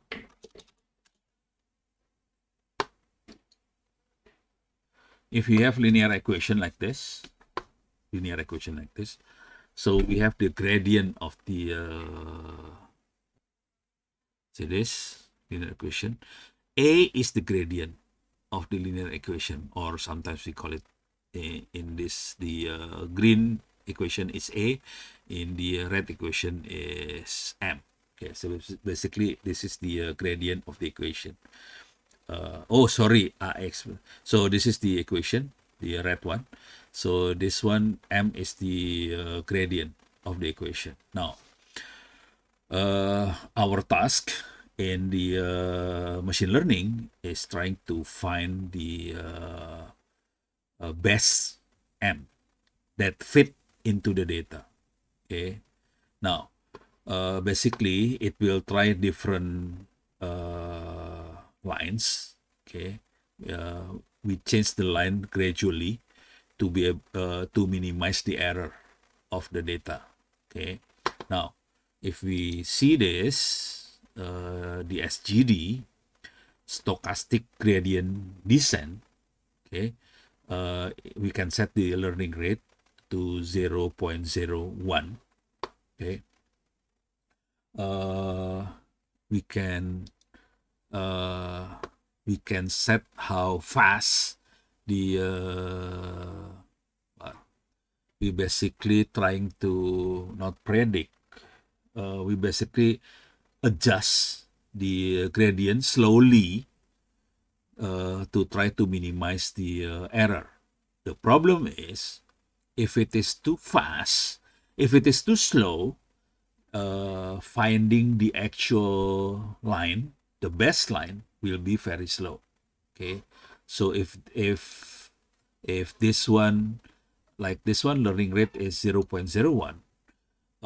If it is too slow, finding the actual what's that? Finding the actual baseline takes times. Okay, if it is too slow, so it takes a lot of time, take lots of epoch basically to find the actual line. So that's why we sometimes adjust the learning rate faster than 0.01. The problem is if it is too fast, that means it will be sometimes it will overshoot and will not be able to find the best line. Okay. Now I'm thinking what would be the best way to give you the to visualize that kind of problem. Let me see. If I use this one, this problem to show you, it's much more difficult. Let me see if I can find. Okay, let me ask. Create Rust source code for linear data regression. Use and plot. Okay.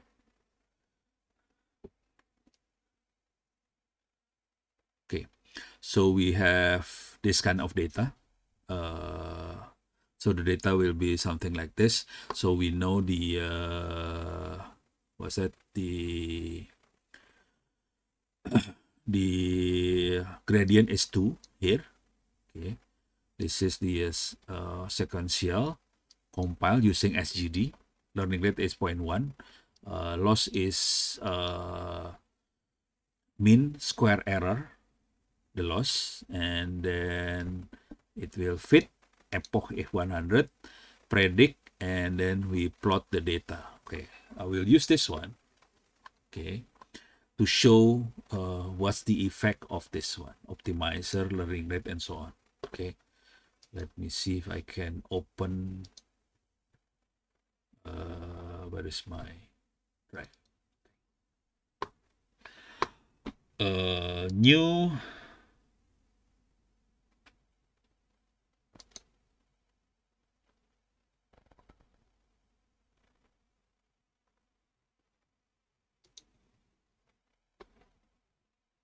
oops, wrong.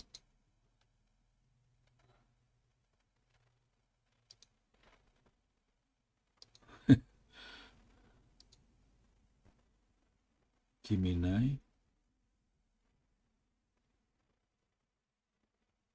classroom, travel, video.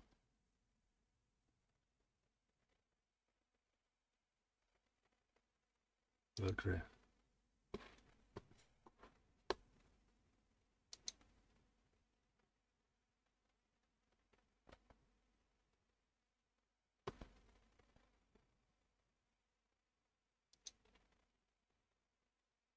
Oh, no. I will go to Google Colab then. I'm using the President University account. In my account, I can open my normal Gmail account. I can open the Colab account. Colab. Okay. Let me see if I can open from here. That's easier. Okay. New notebook. Okay, this one is much better.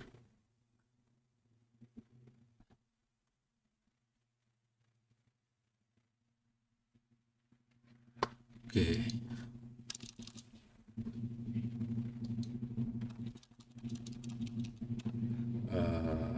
Plot linear regression. Okay. So I will plot linear regression here. Let's see. Where is my... Okay.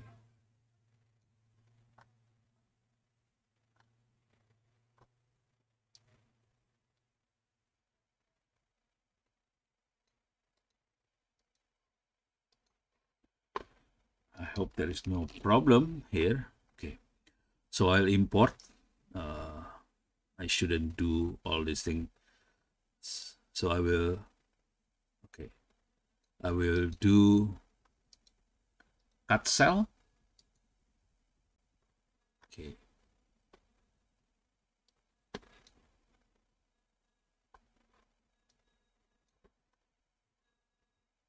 Oops. Okay. Wrong. Okay. I will do gradual. Okay. I copy this one and paste here. So I import all the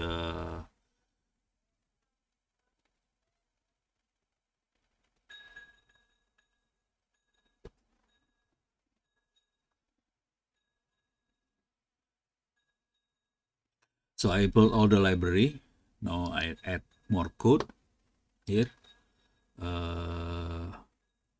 I generate the data with small noise. The equation is y equal to 2x plus 1 plus noise. Okay.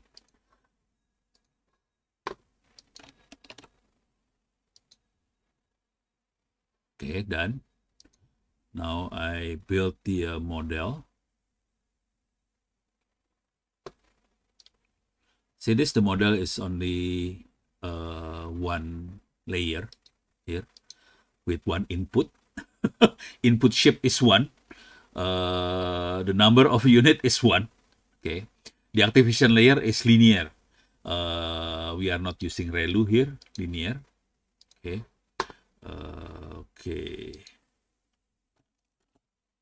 Okay, run the model. Oops.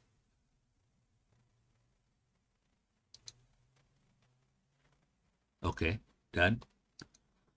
Okay, now we can compile the model.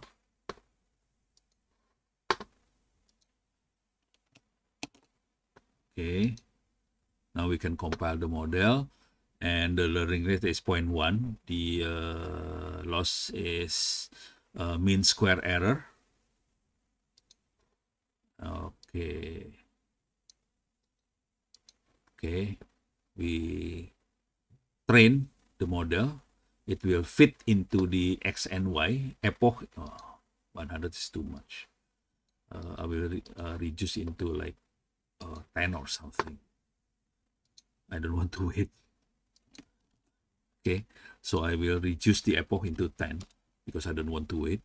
So we fit the model into X and Y. This is X, this is Y. Okay, epoch is only 10. Okay, now done. Okay, quick. We make prediction, Y predict for every X. We have one. So we basically have two Y. This is the original Y, and we have second Y, which is the prediction, the predict Y. Okay, based on the model. Okay, now we create the predict Y. Okay, done. Now we plot.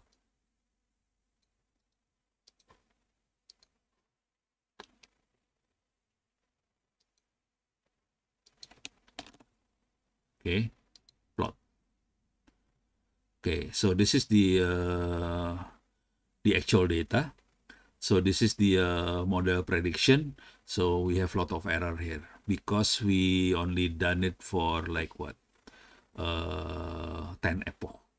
Let me see if I can do it like 50 epoch. Okay, remember this is the 10 epoch. Okay, let's increase the epoch to 50. Okay, let's make the Y predict now. We generate the Y predict. Okay, we plot again. See, it's much better now. So that's the effect of epoch here. Okay, if I should be able to plot the loss as well, actually. Maybe later. Let me see if I can increase the learning rate to okay. How many minutes? Not more. I have around 30 minutes. File this one. So I keep this one. I will make another code that will print the loss, and during history I want to print its epoch. I want to print the loss for every epoch.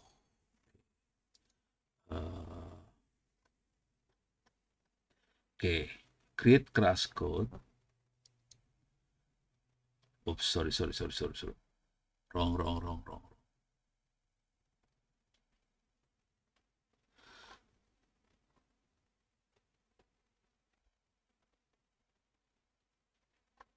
Okay, change this. Okay, plot the RMSE or MSE, depends. MSE is okay. RMSE also say the mean square error is the average of square square error of its the original y minus y prediction, the difference we square, and the average is what? That's MSC. If it is RMSC, root mean square, we take the root of the mean square error. Okay, so depend we want to use MSC or RMSC, same thing basically. Plot the MSC of every epoch. Okay, so we create the same thing, crash source code for linear data regression. Plot the MSC of every epoch. Now,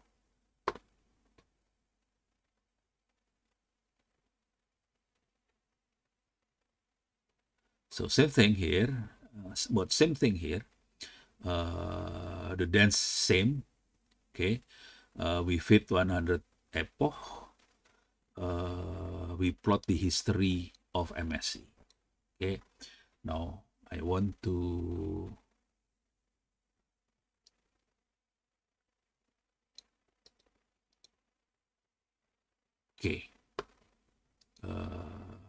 let me see if I can include it here. Where is my, okay, this one. Okay, I plot this one. Okay,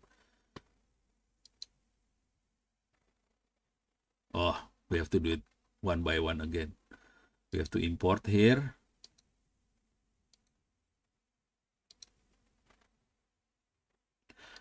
History. Okay, predict y, and then plot the y, and then plot again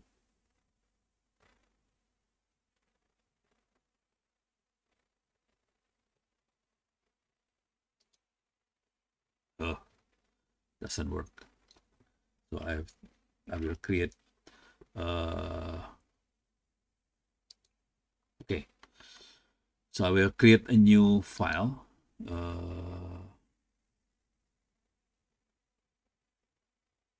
New notebook in Drive. So I will create new file.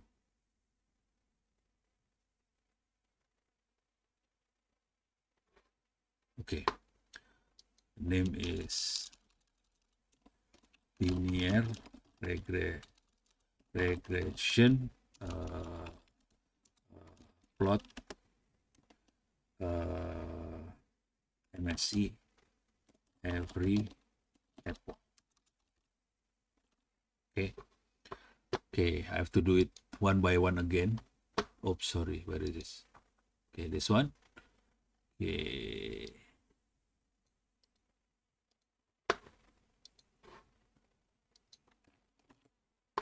Import all the library.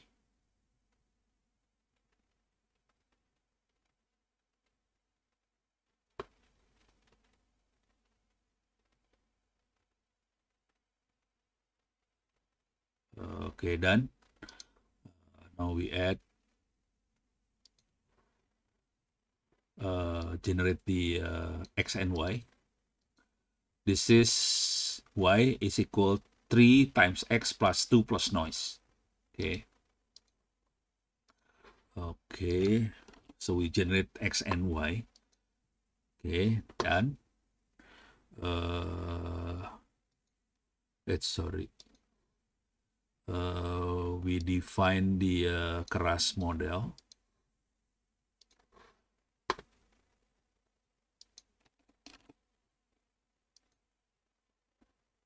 Again, done. We have to do it twice. Okay, and then we compile the model and define the model to optimize to get the gradient, and the loss is mean square error. Oops.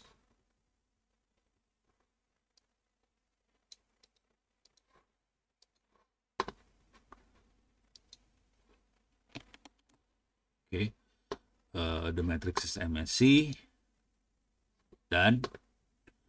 Okay, now we fit the model with the training data.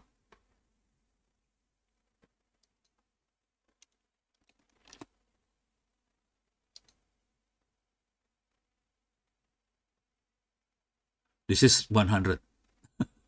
So that's a lot, actually. Now we plot. Later we will play around with the parameter of the optimizer.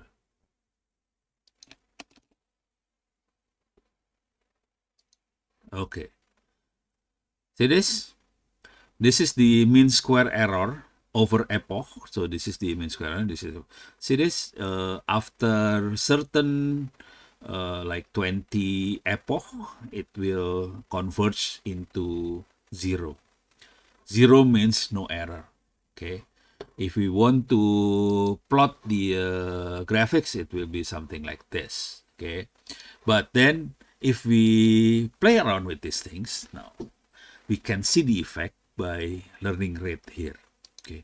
Say we put learning rate like 10 or 100, which is difficult to converge because learning rate means every single iteration, every single epoch, it will change the gradient little bit, trying to fit, gradient is this W here. Okay, it will change the W a little bit, trying to fit the line. But if I change the learning rate too high, this is 100, is very high, it will not converge like this. See, let's see what happened. Okay, so I load the library, generate the data again, define the crash model, compile. This is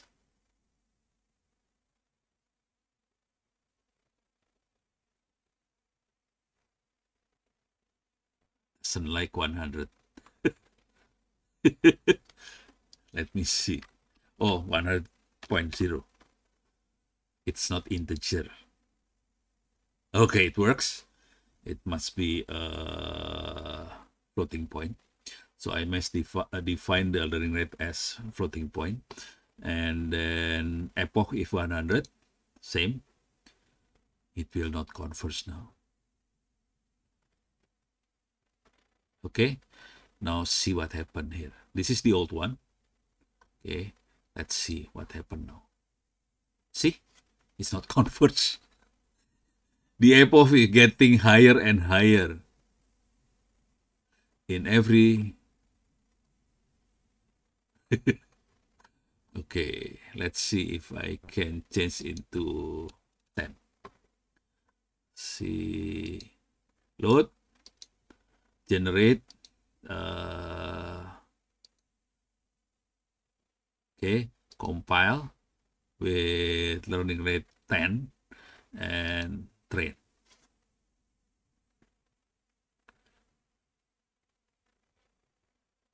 Okay, with 100 epoch, plot what happened now.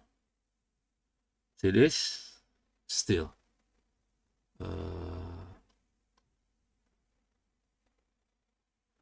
It doesn't converge. See this? This is exponent like 10 times 10 what? This big numbers here. Okay. Let me see if I can change the learning rate into 1. What happened now? Okay.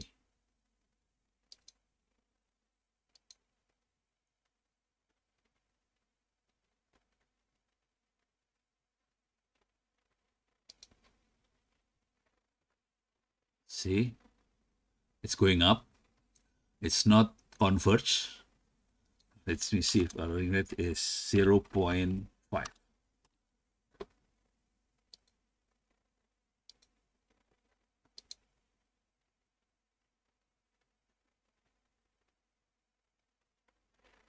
Okay, what happened with these things? It's going down. 0.5 is okay. Let me see if 0.6. So 1 is not okay. How about 0.6? So we have to experiment with this parameter and see what happened with the error. Oh, see this? It's more fun. Fail. Basically, it's fail. So the okay learning rate is 0.5. If we increase more than 0.5, then we are having problem like this. Okay.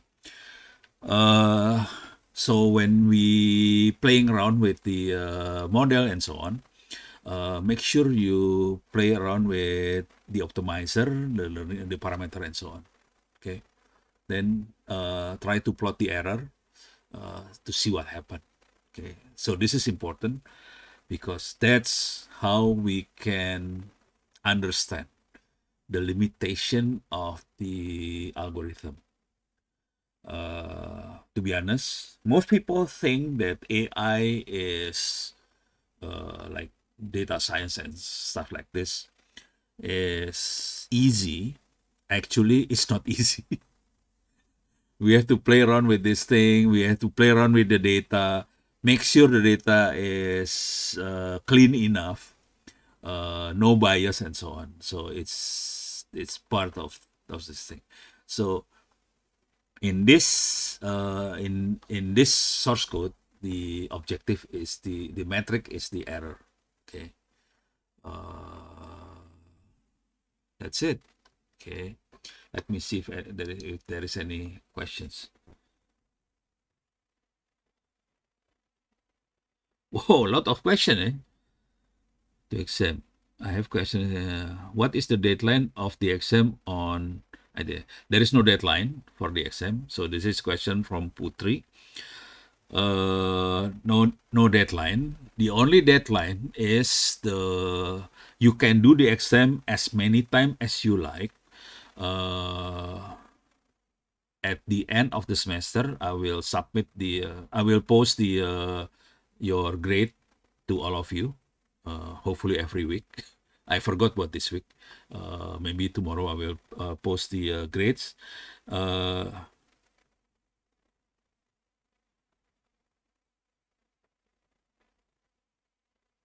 Okay. There is so for related to Python question, I think there are some question that should be as option question, but it's become fill in the blank question. I got for question like this. If you can screenshot, let me know. I can change I can change the question. The example on the bottom, sir. On the bottom. Can you send me email? Oh, this one. Yes, sir. Okay. Oh. Yes, I think the strip one should be on the option because there's no other question on the code on the question, sir. So I thought the question is that part. Oh, this is not a code. This is a question actually.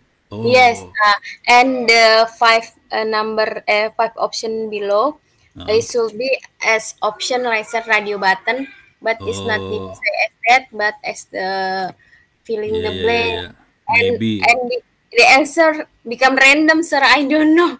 Oh yeah. Okay, I have to look for the questions. To be honest, we have about 2,000 questions. So I've looked for one out of 2,000 questions like this. So okay, I will try my best. But you can do the exam as many times as you like. I will take the highest mark. Yeah. The question that contain image often not loaded well. Okay, I have to check which image. I have to load the image again. Okay, sorry. And for this big data, the question with the image, it's a lot more than the security, sir. So it's like 10% of the question, sir. 10% in big data or security? In big data. In security, only 2 or 3, but it's a lot more. So we got confused what's the question of this question, sir. Maybe Yes, I mix the question for... Okay. Maybe I upload the security question into this class, eh? Oh, no, sir. The question is about big data. Okay. But the question with image, it's a lot more, sir, than when we do the security question, sir. So in the security Oh, question, because the image is the screenshot of orange actually. oh yes, sir. Okay, that means I have problem when uploading the orange image then. Okay, okay, I have a lot of homework then. Okay, just let me know like this the question. Send me email. Okay, just send me email, screenshot or send me. I will try to dig into the question bank. It's not easy, to be honest. It's not easy because a lot of questions. I have to skim through like 2,000 questions. I hope I can find the actual problem, but it takes time. I have to be honest with you guys. Actually, this question I made it because okay. Actually, Professor Wiranto asked me to teach this course 2 or 3 days before the course is start. So I have to prepare all the question and everything within 1 or 2 days. So I prepare like 2,000 question in 2 days. So that's the problem. That's the result. So I have a lot of problems. Sorry. Okay, I will let me know if you have any problem. I will try my best to find the problem, and hopefully I can. We hope for the best. Hopefully I can remove all the problem. Hopefully. Sorry for that. Any more questions? So Oh no, how you may. about Prof. Ono, how Yes, about you just give us additional nilai, sir? like Maybe at 5 or 10, sir, because I think more than 10 question like Putri Gary, and I think I already take a 5 question that image not show up. not well, yes, not show up. Uh, can I ask you guys questions? How many? So I th- I think I set like about 100 questions, right? For each test. Is it 100 or I forgot. Is it Yes, 100? 100, sir. One? But I think more than 10, there are problem like a Putri Gary, Okay. For each time yes, more than 10. more than 10. Okay. Okay. I Okay. already give So that's thanks, sir. mean I will give you bonus. Maybe I can give you bonus mark. So I change the equations. So the bonus mark may be like because 10. That means I need to add 10 uh, as bonus mark. For example, if you get 70, that means your final mark will be 80. Sorry, 70, 80. Is it okay Yes, for you? yes, I think it's okay, sir. Okay, So, that's a deal then. Rather than Thank you, I, sir. yeah, okay, yeah. okay, thank you, sir. That's easier. Rather than I have to look for the bug in my questions because there's 2,000 question I look for, so it's more difficult. It's better if I change the equation. So I just your mark plus 10. I need to change the equation first.